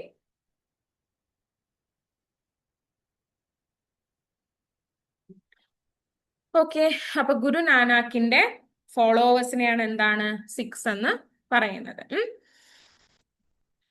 This Sikh rulers, അതായത് ഇവർക്കും എന്താണ് ഓരോ ടെറിട്ടറിയിൽ അല്ലെങ്കിൽ ഓരോ റീജിയനിലുള്ള ആളുകൾക്കും അവരുടേതായിട്ടുള്ള rulers ഉണ്ട്. Okay, അതായത് ഈ മുഗൾ എംപയർ ഡൽഹി ക്യാപിറ്റലിന്റെ അല്ലെങ്കിൽ നോർത്ത് വെസ്റ്റ് റീജിയനിൽ എസ്റ്റാബ്ലിഷ് ചെയ്തു, അവർക്കൊരു റൂളർ ഉണ്ട്. അതുപോലെ തന്നെ ബാക്കി സദേൺ പാർട്ടിലും പഞ്ചാബ് റീജിയനിലും ഒക്കെ ഓരോ റൂളേഴ്സും ഓരോ കിങ്ഡമും ഉണ്ട്. അപ്പൊ ഈ സിഖ് റൂളേഴ്സും മുഗൾസിനോട് എന്താണ് അത്ര താല്പര്യമില്ലാത്തവരായിരുന്നു. They were also intolerant towards Mughals. Intolerant എന്ന് പറഞ്ഞാൽ ഇവർക്ക് എതിരെയായിരുന്നു എന്നാണ് ഉദ്ദേശിക്കുന്നത്. Okay. Emperor Jahangir killed Guru Arjan son due to their rebellions. അപ്പോൾ ഇവർക്ക് മെയിൻ ആയിട്ടും ഇവർക്ക് ഒരു എനിമിറ്റി ഉണ്ടാവാൻ കാരണം എന്തായിരുന്നു? ജഹാംഗീറിന്റെ സമയത്ത് ഗുരു അർജന്റെ സണ്ണിനെ, മകനെ എന്താണ് ഇവര് കൊന്നുകളഞ്ഞു. So what happened? This prompted Guru Arjan's son and successor Guru Gobind to introduce martial training and form a Sikh army. അപ്പോൾ ഈ മുഗൾസ് ഇവർക്കെതിരെ ആക്രമിക്കുന്നു എന്ന് കണ്ടുകൊണ്ട് ഗുരു അർജന്റെ മകനായിട്ടുള്ള ഗുരു ഹർഗോബിന്ദ് എന്താണ് ചെയ്തത്? ഇവർക്ക് മിലിറ്ററി ട്രെയിനിങ്ങും അതുപോലെ തന്നെ ഒരു സിഖ് ആർമി ഫോം ചെയ്യാനുള്ള ഒരു അസോസിയേഷൻ പോലെ ഒരു സംഭവം ഫോം ചെയ്യാനുണ്ടായത്. അപ്പൊ സിഖ്സും എന്താണ് മുഗൾസിനെതിരെയായിരുന്നു. അവർക്കും ഇവരുടെ എക്സ്പാൻഷൻ പേടിച്ച് എന്താണ് ഇവർക്കെതിരെ റെസിസ്റ്റ് ചെയ്തിരുന്നു. So due to the rebellions Jahangir murdered Guru Arjan son and prompted by this what happened? ഈ ഒരു ഗുരു അർജന്റെ മകനെ കൊന്നത് കാരണം എന്താണ് ചെയ്തത്? ഈ സിഖ്സ് ഒരു മിലിറ്ററി ഫോർമേഷൻ അല്ലെങ്കിൽ ഒരു ആർമി, ഒരു മാർഷ്യൽ ആർമി ഫോം ചെയ്യാനുണ്ടായത്. ഇവർ എന്തിനാണ് ഈ മാർഷ്യൽ ആർമി ഫോം ചെയ്തത്? മുഗൾസിനെതിരെയാണ് ഫോം ചെയ്തത്. ഓക്കെ. അതുപോലെ ജഹാംഗീറിന്റെ സമയത്താണ് ഇവർ ഈ ഒരു മാർഷൽ ആർമി ഫോം ചെയ്തത്. അതിനുശേഷം ഔറംഗസേബിന്റെ സമയത്ത് എന്താണ്? ഔറംഗസേബ് അവരുടെ ഗുരു എന്ന് അവിടെ ഉദ്ദേശിക്കുന്നത് പഞ്ചാബ്, അതായത് സിഖ്സിന്റെ റൂളറിനെയാണ് ഗുരു എന്ന് പറയുന്നത്. ഓക്കെ. ഔറംഗസേബിന്റെ സമയത്ത് അവരുടെ റൂളറിനെ അല്ലെങ്കിൽ അവരുടെ കിങ്ങിനെ ഔറംഗസേബ് അറസ്റ്റ് ചെയ്യാണ് ഉണ്ടായത്. And he ordered him to convert into Islam. ഇസ്ലാമിലേക്ക് കൺവേർട്ട് ചെയ്യാൻ പറയുകയും ഗുരു അല്ലെങ്കിൽ ഈ ഒരു കിങ് എന്താണ് അതിന് സമ്മതിച്ചില്ല. So he was executed. Okay. അപ്പൊ ഇതിന് റെസ്പോൺസ് ആയിട്ട് ഗുരു ഗോബിന്ദ് സിംഗ് ഖൽസ, അതായത് ഒരു നാച്ചുറൽ ബ്രദർഹുഡ്, നമ്മൾ നേരത്തെ അവര് ഫോം ചെയ്ത ഒരു മാർഷ്യൽ ട്രെയിനിങ് പോലെ ഒരു ഗ്രൂപ്പ് പോലെ ഒരു ഒഫീഷ്യൽ ഗ്രൂപ്പ്, ഖൽസ എന്ന് പറയുന്ന ഒരു ഒഫീഷ്യൽ ഗ്രൂപ്പ് ഗുരു ഗോബിന്ദ് സിംഗ് എന്താണ് ഫോം ചെയ്യാണ് ഉണ്ടായത്. അപ്പൊ 2 ടൈപ്പ് ഇൻസിഡൻസ് ആണ് വരുന്നത്. ഫസ്റ്റ് എന്താണ്? ഗുരു അർജന്റെ സണ്ണിനെ മർഡർ ചെയ്തതുകൊണ്ട്, ജഹാംഗീറിന്റെ ഒരു റെബലിയനെതിരെ ഗുരു അർജന്റെ സണ്ണിനെ മർഡർ ചെയ്തതുകൊണ്ട് ഗുരു ഹർഗോബിന്ദ് ഒരു മാർഷ്യൽ ട്രെയിനിങ് കൊടുക്കുകയും ഒരു മാർഷ്യൽ ആർമി ഫോം ചെയ്യുകയും ചെയ്തു. അവരെന്താണ് മുഗൾസിനെതിരെ ഫോർട്ട് ചെയ്തു. അതിനുശേഷം ഔറംഗസേബിന്റെ ടൈമിൽ എന്താ ഉണ്ടായത്? ഔറംഗസേബ് അവരുടെ കിങ്ങിനെ ഇംപ്രിസൺ ചെയ്യുകയും ഇസ്ലാമിലേക്ക് കൺവേർട്ട് ചെയ്യണം എന്ന് പറഞ്ഞു. പക്ഷെ ഹി റെഫ്യൂസ്ഡ്. അപ്പൊ എന്താ ചെയ്തത്? ഈ ഗുരുവിനെ എക്സിക്യൂട്ട് ചെയ്തു. അപ്പൊ അതിനെതിരെയായിട്ട് ഗുരു ഗോബിന്ദ് സിംഗ് ഖൽസ എന്ന് പറയുന്ന ഒരു Sikh army, martial army create ചെയ്തു. Okay, so they fought against the Mughals. So as the Mughal Empire declined, several Sikh confederacies emerged and were unified by Maharaja Ranjit Singh in 19th century. അപ്പൊ last ഈ ഔറംഗസേബിന്റെ മരണശേഷം എന്താ ഉണ്ടായത്? Mughal empire decline ആയി. അപ്പൊ അതിനുശേഷം ഈ പല സിഖ് കോൺഫെഡറസീസ് എന്ന് ഉദ്ദേശിക്കുന്നത് കിങ്ഡംസ് ആണ്. ഈ കിങ്ഡം എല്ലാം ഒന്നായിട്ട് യൂണിഫൈ ചെയ്തിട്ട് ഒരൊറ്റ കിങ്ഡം ആയിട്ട് മഹാരാജ രഞ്ജീത് സിംഗ് അതിനെ എന്താണ് ഒരൊറ്റ കിങ്ഡം ആയിട്ട് ഡിക്ലെയർ ചെയ്യാണ് ഉണ്ടായത്. Okay. So till mid 19th century this empire resisted Mughal empire and British administration. So ഇങ്ങനെയാണ്. ഇനിയും ഉണ്ടല്ലോ, ഒരുപാടുണ്ട്, ഇനിയും നമുക്കുണ്ട് പഠിക്കാനായിട്ട്. അപ്പൊ ഇങ്ങനെയാണ് എന്താണ് മുഗൾസ് അല്ലെങ്കിൽ മുഗൾസിനെതിരെ സിഖ്സ് എന്താണ് റെസിസ്റ്റൻസ് ഉണ്ടായത്. ഇനി എങ്ങനെയായിരുന്നു ഡൽഹി സുൽത്താനേറ്റിന്റെ അണ്ടറിൽ ഇന്ത്യൻ അഡ്മിനിസ്ട്രേഷൻ? അത് നമ്മൾ ഇടയ്ക്ക് കുറച്ച് പറഞ്ഞു പോയി. എന്നാലും എങ്ങനെയായിരുന്നു അവിടെ അഡ്മിനിസ്ട്രേഷൻ എന്നാണ് നമ്മൾ നെക്സ്റ്റ് നോക്കാനായിട്ട് പോകുന്നത്. Okay. So administration, how was the administration under Delhi sultanate? അപ്പൊ ഡൽഹി സുൽത്താനേറ്റ് എന്താണ്? They introduce a political system centered on sultan. Sultan എന്ന് പറഞ്ഞാൽ കിങ് അല്ലെങ്കിൽ എംപറർ, ഇതിനെയാണ് സുൽത്താൻ എന്ന് ഉദ്ദേശിക്കുന്നത്. ഓക്കെ. അപ്പൊ ഡൽഹി സുൽത്താനേറ്റിന്റെ സമയത്ത് ഒരു സുൽത്താൻ അല്ലെങ്കിൽ ഒരു കിങ് ആയിരിക്കും എന്താണ് ഇവരുടെ ഒരു സെൻട്രൽ അതോറിറ്റി എന്ന് പറയുന്നത്. Okay. So he will be the head of political and military head and the duties including collecting fees, defending the territories of Islam and keeping in touch with public affairs were the main administration. ഇവരുടെ main administrative activities എന്തൊക്കെയായിരുന്നു? Taxes collect ചെയ്യുക, taxes അല്ലെങ്കിൽ revenue collect ചെയ്യുക, അതുപോലെ തന്നെ public affairs നോക്കുക, and also എന്താണ് territories defend ചെയ്യുക. അപ്പൊ ഇവരുടെ മിലിറ്ററി ഹെഡും പൊളിറ്റിക്കൽ ഹെഡും എന്ന് പറയുന്നത് ഇവരുടെ കിങ് തന്നെ ആയിരിക്കും. And this sultan was assisted by council of ministers. Okay, അതുപോലെ ഈ ഡൽഹി സുൽത്താനേറ്റിന്റെ സമയത്ത് they have collected taxes. Okay, they have collected taxes and also they have assigned nobles അല്ലെങ്കിൽ ഇക്തദാസ് എന്നാണ് ഈ ടാക്സ് കളക്ട് ചെയ്യുന്ന ആൾക്കാരെ പറയുന്നത്. they have assigned nobles to collect taxes. Okay, അപ്പൊ ഈ ഡൽഹി സുൽത്താനേറ്റിന്റെ സമയത്തുള്ള റവന്യൂ സിസ്റ്റത്തിനെ ഇക്ത സിസ്റ്റം എന്നാണ് പറയുന്നത്. സോ മെയിൻ ആയിട്ടും അവർ ഈ ടാക്സസും റവന്യൂ ഒക്കെ ആരിൽ നിന്നാണ് കളക്ട് ചെയ്തിരുന്നത്? സാധാരണക്കാരായിട്ടുള്ള ആൾക്കാരിൽ നിന്നാണ്. ഓക്കെ, അത് കഴിഞ്ഞിട്ടാണ് നമ്മുടെ മുഗൾ അഡ്മിനിസ്ട്രേഷൻ വരുന്നത്. During the Mughal administration Akbar has reorganise the administration. Akbar എന്താണ് ഈ ഡൽഹി സുൽത്താനേറ്റ് ഫോളോ ചെയ്ത് പോകുന്ന അഡ്മിനിസ്ട്രേഷൻ കംപ്ലീറ്റ് ആയിട്ട് റീഓർഗനൈസ് ചെയ്തു. Okay, so under Akbar the diwan took care of finances, Mir Bakshi looked after military matters and Khan i Saman was in charge of public works. അപ്പൊ അക്ബറിന്റെ ruling ടൈമിൽ എന്താ ഉണ്ടായത്? ഒരൊറ്റ ഭരണാധികാരി അല്ലെങ്കിൽ ഒരൊറ്റ റൂളറാണ് എല്ലാ കാര്യങ്ങളും നോക്കുന്നത് എന്നുള്ളത് മാറ്റിയിട്ട് ഓരോ ഡിപ്പാർട്ട്മെന്റും ഓരോ ആളുകൾക്കായിട്ട് കൊടുത്തു. ഓക്കെ, ഫോർ എക്സാമ്പിൾ ഫിനാൻസ് നോക്കുന്നത് ദിവാനാണ്, അതുപോലെ മിലിറ്ററി നോക്കുന്നത് വോർ ഒഫീഷ്യൽ ആയിരിക്കും, അങ്ങനെ. ഓക്കെ, അത് ഡിവൈഡ് ചെയ്ത് കൊടുത്തു. And also ministers were assigned at empires 12 provinces. 12 provinces എന്ന് ഉദ്ദേശിക്കുന്നത് ഒരു കൺട്രി ഉണ്ടാവും, അതിന് കുറച്ച് സ്റ്റേറ്റ് ഉണ്ടാവും അല്ലേ. അതുപോലെ ഈ ഒരു മുഗൾ എംപയറിന് 12 provinces ഉണ്ട്, അതായത് സബ് ഡിസ്ട്രിക്ട്സ് പോലെ. അതിൽ ഓരോ മിനിസ്റ്റേഴ്സിനെയും എന്താണ് അസൈൻ ചെയ്ത് കൊടുത്തിട്ട് അവിടെയുള്ള കാര്യങ്ങൾ ആ മിനിസ്റ്റേഴ്സ് ആണ് ചെയ്തുകൊണ്ട് പോയിരുന്നത്. Okay, and at the village level there were self governance structures. Under Akbar's administration non Muslims were also assigned in higher post. അത് നമ്മൾ നേരത്തെ പറഞ്ഞു. അതുപോലെ റവന്യൂ സിസ്റ്റം അക്ബറിന്റെ ടൈമിൽ ഇൻട്രൊഡ്യൂസ് ചെയ്ത റവന്യൂ സിസ്റ്റം ആണ് മൻസബ്ദാരി സിസ്റ്റം. ഓക്കെ, ഇതിലെ മൻസബ്ദാരി സിസ്റ്റം എന്ന് പറയുന്നത് ഇവരെന്താണ് ഓരോ മൻസബ്ദാസിനെ അല്ലെങ്കിൽ ഓരോ ഓഫീസേഴ്സിനെ ഇവര് അസൈൻ ചെയ്യും. ഓരോ അഡ്മിനിസ്ട്രേഷന് വേണ്ടിയിട്ടും ഓരോ മിലിറ്ററി അഡ്മിനിസ്ട്രേഷൻ ആയിക്കോട്ടെ ഒരു ഓഫീസേഴ്സിനെ അസൈൻ ചെയ്യും.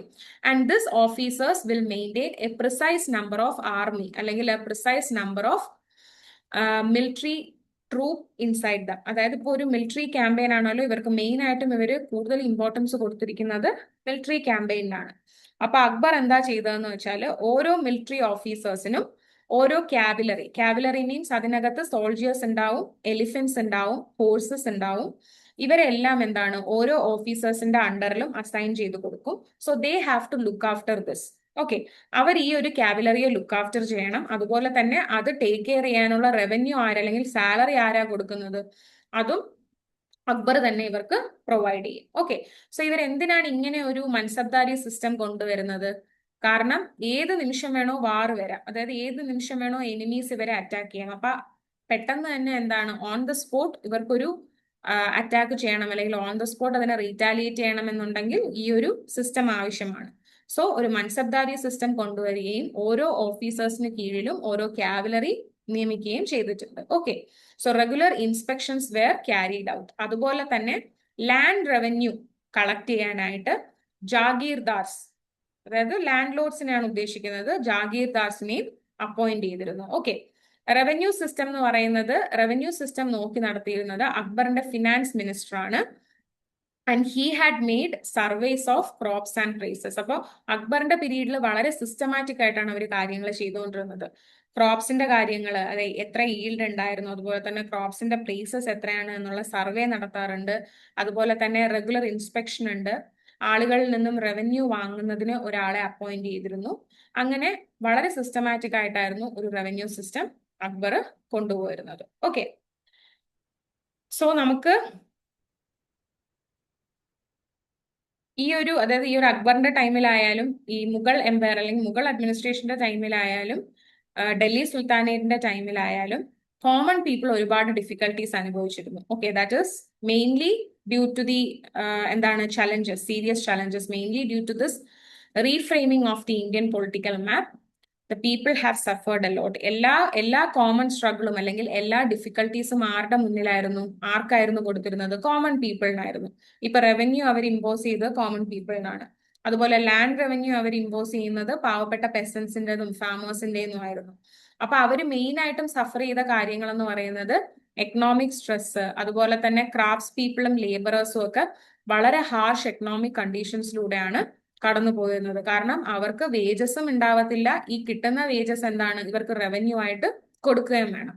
And also their wealth was plundered by Arab and European travellers. അപ്പൊ ഇവരുടെയൊക്കെ സമയത്ത് എന്താണ് ഒരുപാട് ട്രാവലേഴ്സും വരും. ഇടയ്ക്കിടയ്ക്ക് ഓരോ ട്രാവലേഴ്സ് ഇന്ത്യയെ പറ്റി എന്താണ് ഓരോ അക്കൗണ്ട് എഴുതിയിട്ടുണ്ട്, റെക്കോർഡ് എഴുതിയിട്ടുണ്ട് എന്നൊക്കെ നിങ്ങൾ കേട്ടിട്ടില്ലേ? ഇവരൊക്കെ വന്നിട്ട് എന്താണ് ഇവർ ചെയ്യുന്നത് മെയിൻ ആയിട്ടും ഇന്ത്യയുടെ വെൽത്ത് കോൺസെൻട്രേറ്റ് വെൽത്ത് കണ്ടിട്ടാണ് ഇവർ വരുന്നത്. ഇവർ ഈ വെൽത്ത് എല്ലാം പ്ലണ്ടർ ചെയ്ത് തിരിച്ച് കൊണ്ടുപോവുകയും ചെയ്യും. സോ ഇത് മെയിൻ ആയിട്ടും ഇതിന്റെ സഫറിങ്സ് അല്ലെങ്കിൽ മെയിൻ ആയിട്ടും ഈ ഒരു എക്സ്പ്ലോയിറ്റേഷൻ സഫർ ചെയ്തിരുന്നത് ആരായിരുന്നു? കോമൺ പീപ്പിൾ ആയിരുന്നു എന്നാണ് പറയുന്നത്. ഓക്കെ, സോ ഇനി നമുക്ക് ഡൗട്ട് ചോദിക്കാം. എനിക്കറിയാം ഞാൻ ലാസ്റ്റത്തെന്ന് വെച്ചാൽ ഞാനൊരു സമ്മറി പോലെ പറഞ്ഞിട്ടുള്ളൂ, നിങ്ങൾ അത് വായിച്ചു നോക്കുക കേട്ടോ. ടെക്സ്റ്റ് വായിക്കുക. ഈ ക്ലാസ് കഴിഞ്ഞിട്ട് ടെക്സ്റ്റ് വായിക്കാതിരിക്കരുത്. ടെക്സ്റ്റ് വായിക്കുമ്പോൾ നിങ്ങൾക്ക് ഒരുപാട് ഡൗട്ട്സ് വരാം. ആ ഡൗട്ട്സ് ഉള്ളത് നിങ്ങളുടെ ക്ലാസ് ടീച്ചറിന് സെൻഡ് ചെയ്ത് കൊടുത്താൽ ഞാനത് ഡൗട്ട് ക്ലിയർ ചെയ്ത് തരാം. ഓക്കെ, ഇനി നമുക്ക് ഡൗട്ട് ക്ലിയറിംഗ് സെഷനിലോട്ട് പോവാം.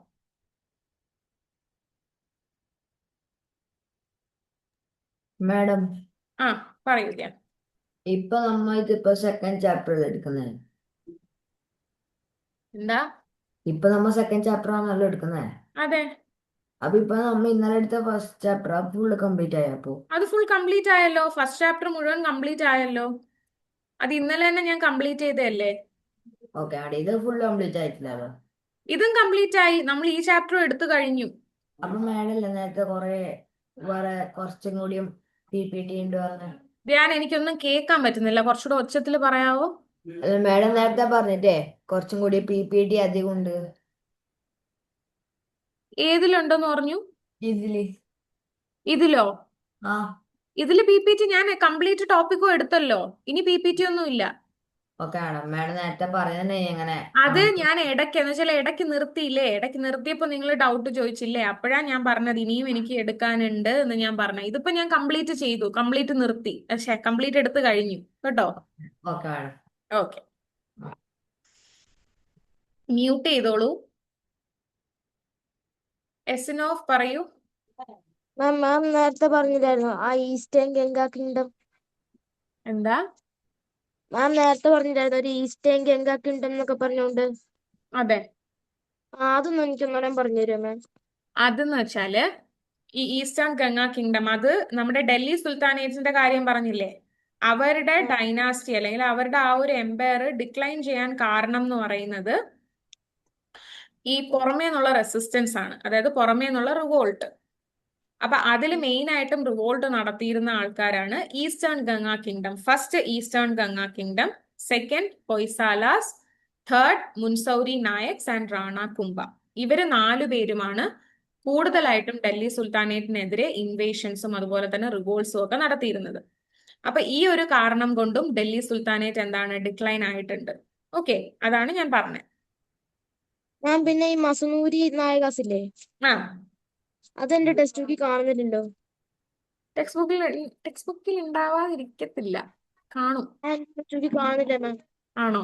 അപ്പൊ ഒരു കാര്യം ചെയ്യൂ, സൈഡിൽ ഇതിനെപ്പറ്റി ഒന്ന് എഴുതി വെച്ചോളൂ, നോട്ട് ചെയ്ത് വെച്ചോളൂ കേട്ടോ.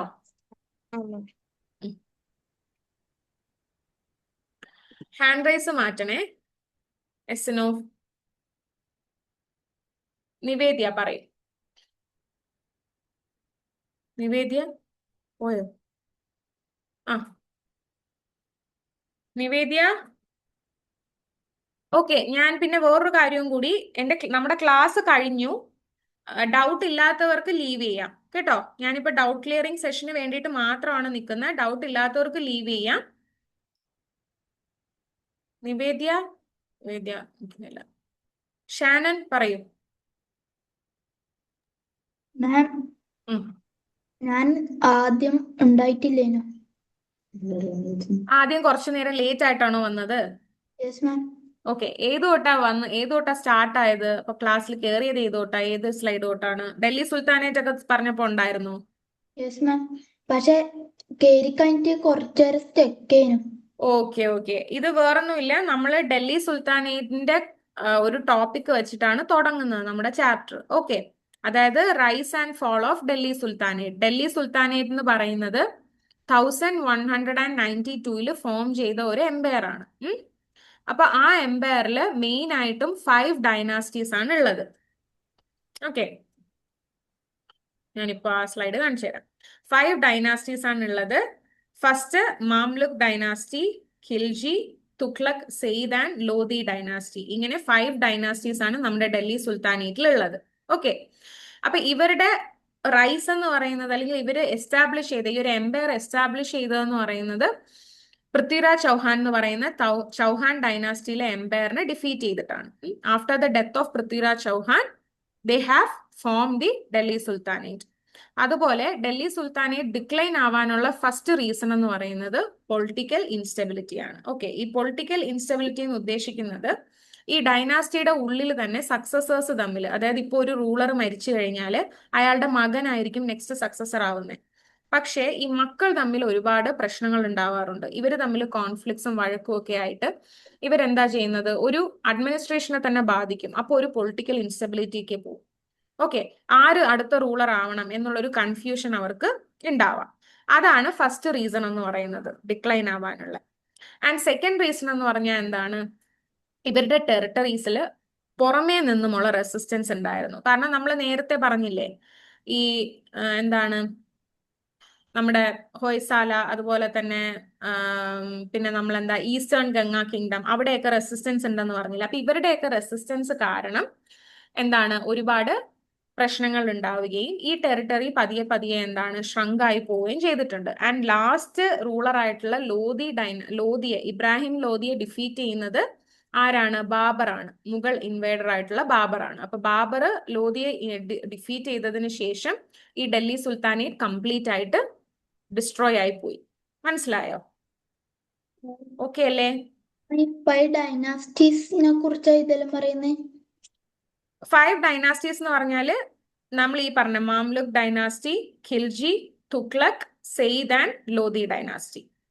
അതിൽ നമ്മൾ അധികം നമ്മുടെ ടെക്സ്റ്റിൽ പറയുന്നില്ല. ഇമ്പോർട്ടന്റ് ആയിട്ടുള്ള റൂളേഴ്സ്, അതായത് അലാവുദ്ദീൻ ഖിൽജി, മുഹമ്മദ് ബിൻ തുഗ്ലക്കിനെ കുറിച്ച് മാത്രമേ കൂടുതലും പറയുന്നുള്ളൂ. ഓക്കെ, അതിൽ 2 പവർഫുൾ റൂളേഴ്സ് ആയിട്ടുള്ളതാണ് ഈ ഖിൽജിയും തുഗ്ലക്കും.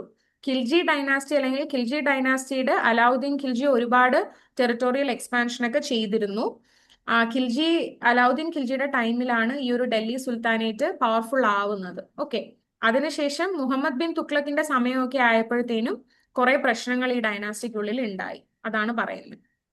അത് നമ്മുടെ ടെക്സ്റ്റിലും അധികം അങ്ങനെ കൊടുത്തിട്ടില്ല കേട്ടോ.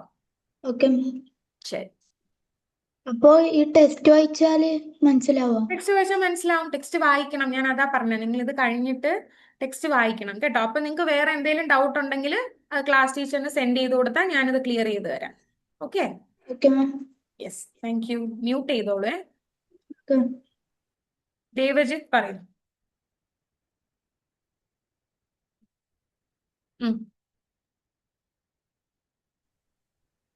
പറഞ്ഞോളൂ. ദേവജിത്ത് പറയൂ, എനിക്ക് കേൾക്കാം. ഞാൻ അൺമ്യൂട്ട് ചെയ്തു.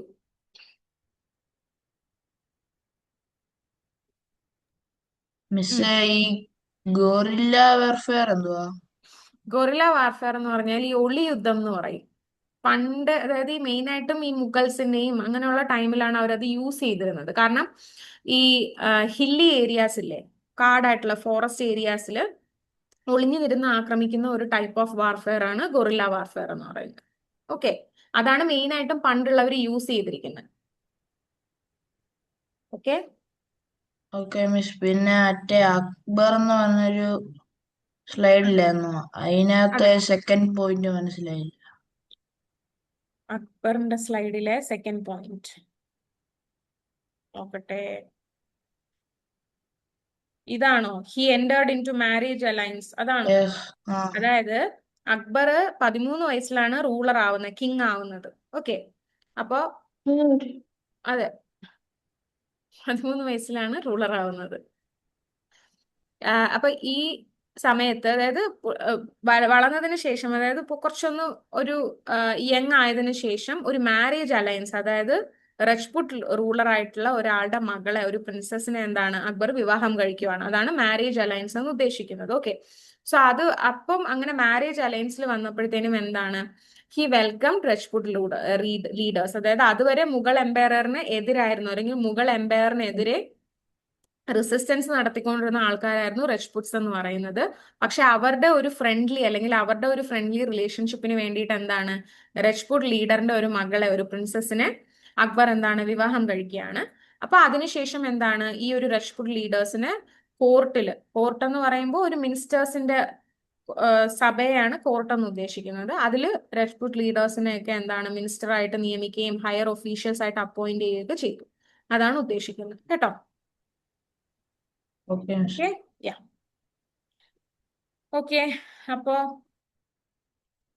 ഇനി ഡൗട്ട് ഉള്ളവര് ലീവ് ചെയ്യാം കേട്ടോ. ഈബിൾ മാൻ ആരെ പറ്റിയാ പറഞ്ഞതെന്ന് എനിക്കറിയത്തില്ല. ഇപ്പോഴാ ഇത് കഴിയുന്നേ.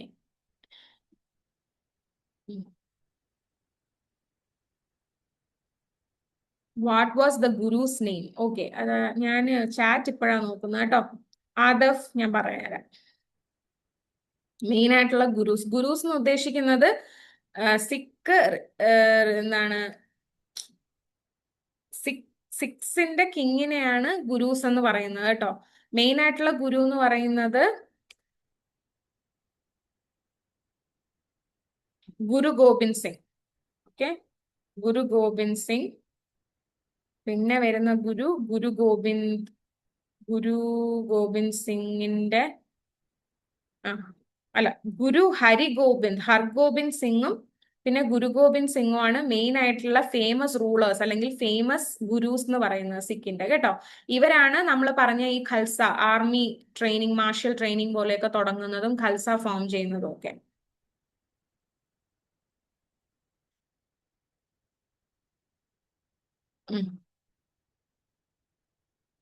ഓക്കെ, ഞാൻ പറഞ്ഞില്ലേ ക്ലാസ് കഴിഞ്ഞായിരുന്നു. ഡൗട്ട് ഉള്ളവരുടെ അടുത്ത് മാത്രം നിൽക്കാനാ ഞാൻ പറഞ്ഞത്. അതുകൊണ്ടാണ് കേട്ടോ ഞാൻ നേരത്തെ പറഞ്ഞത്. ക്ലാസ് കഴിഞ്ഞായിരുന്നു കേട്ടോ. അപ്പൊ നമ്മുടെ ക്ലാസ് ഇവിടെ കഴിഞ്ഞു, ഇന്നത്തെ ക്ലാസ് കഴിഞ്ഞു. ഇനി നിങ്ങൾക്ക് എന്തെങ്കിലും ഡൗട്ട് ഉണ്ടെങ്കിൽ നിങ്ങൾ ടെക്സ്റ്റ് ബുക്ക് ഒക്കെ വായിക്കുക. വായിച്ചിട്ട് എന്തെങ്കിലും ഡൗട്ട് ഉണ്ടെങ്കിൽ നിങ്ങൾ നിങ്ങളുടെ ക്ലാസ് ടീച്ചറിന് ആ ഡൗട്ട് സെൻഡ് ചെയ്ത് കൊടുത്താൽ മതി. ഓക്കെ, ഒരുപാട് പേര് ചോദിച്ചേക്കുന്നു ക്ലാസ് കഴിഞ്ഞോ എന്ന്. ഞാൻ കണ്ടില്ലായിരുന്നു കേട്ടോ, സോറി. Yes, okay. അപ്പൊ നമുക്കിനി നെക്സ്റ്റ് ക്ലാസ്സിൽ കാണാം. ഓക്കെ, ബാക്കിയുള്ളവർക്ക് ലീവ് ആവാം കേട്ടോ. എസ്സിനോ വീണ്ടും ഡൗട്ട് ഉണ്ടോ? മാം എനിക്ക് ഒന്നുകൂടെ കാണിക്കും, ഞാൻ ആ മുഴുവൻ എഴുതി തീർന്നില്ല. എന്താ? മറ്റേ മസൂനൂരി നായക അത് കാണിക്കണോ? അത് കാണിക്കണോ? ഞാൻ എഴുതി തീർന്നില്ലായിരുന്നു. കാണിക്കാം. ഓക്കെ, ബാക്കിയുള്ളവരൊക്കെ ലീവ് ചെയ്തോളൂ കേട്ടോ. ക്ലാസ് കഴിഞ്ഞു. മാം പിന്നെ നാളെ ക്ലാസ് ഇല്ലല്ലോ? ഇല്ല, നാളെ ക്ലാസ് ഇല്ല. നമ്മുടെ ഈ ചാപ്റ്റർ ഫിനിഷ് ആയി. ഓക്കെ, എഴുതി കഴിയുമ്പോ പറയണേ. Okay ma'am.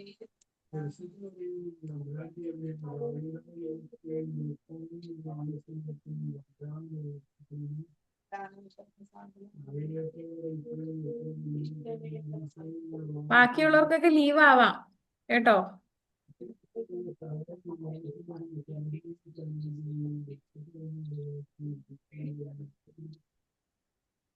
കഴിഞ്ഞോ? കഴിഞ്ഞു മാം. ഓക്കെ, ശരി. Okay, okay ma'am. നമുക്കിനി നെക്സ്റ്റ് ക്ലാസ്സിൽ കാണാം. Okay ma'am. Okay bye ma'am. By.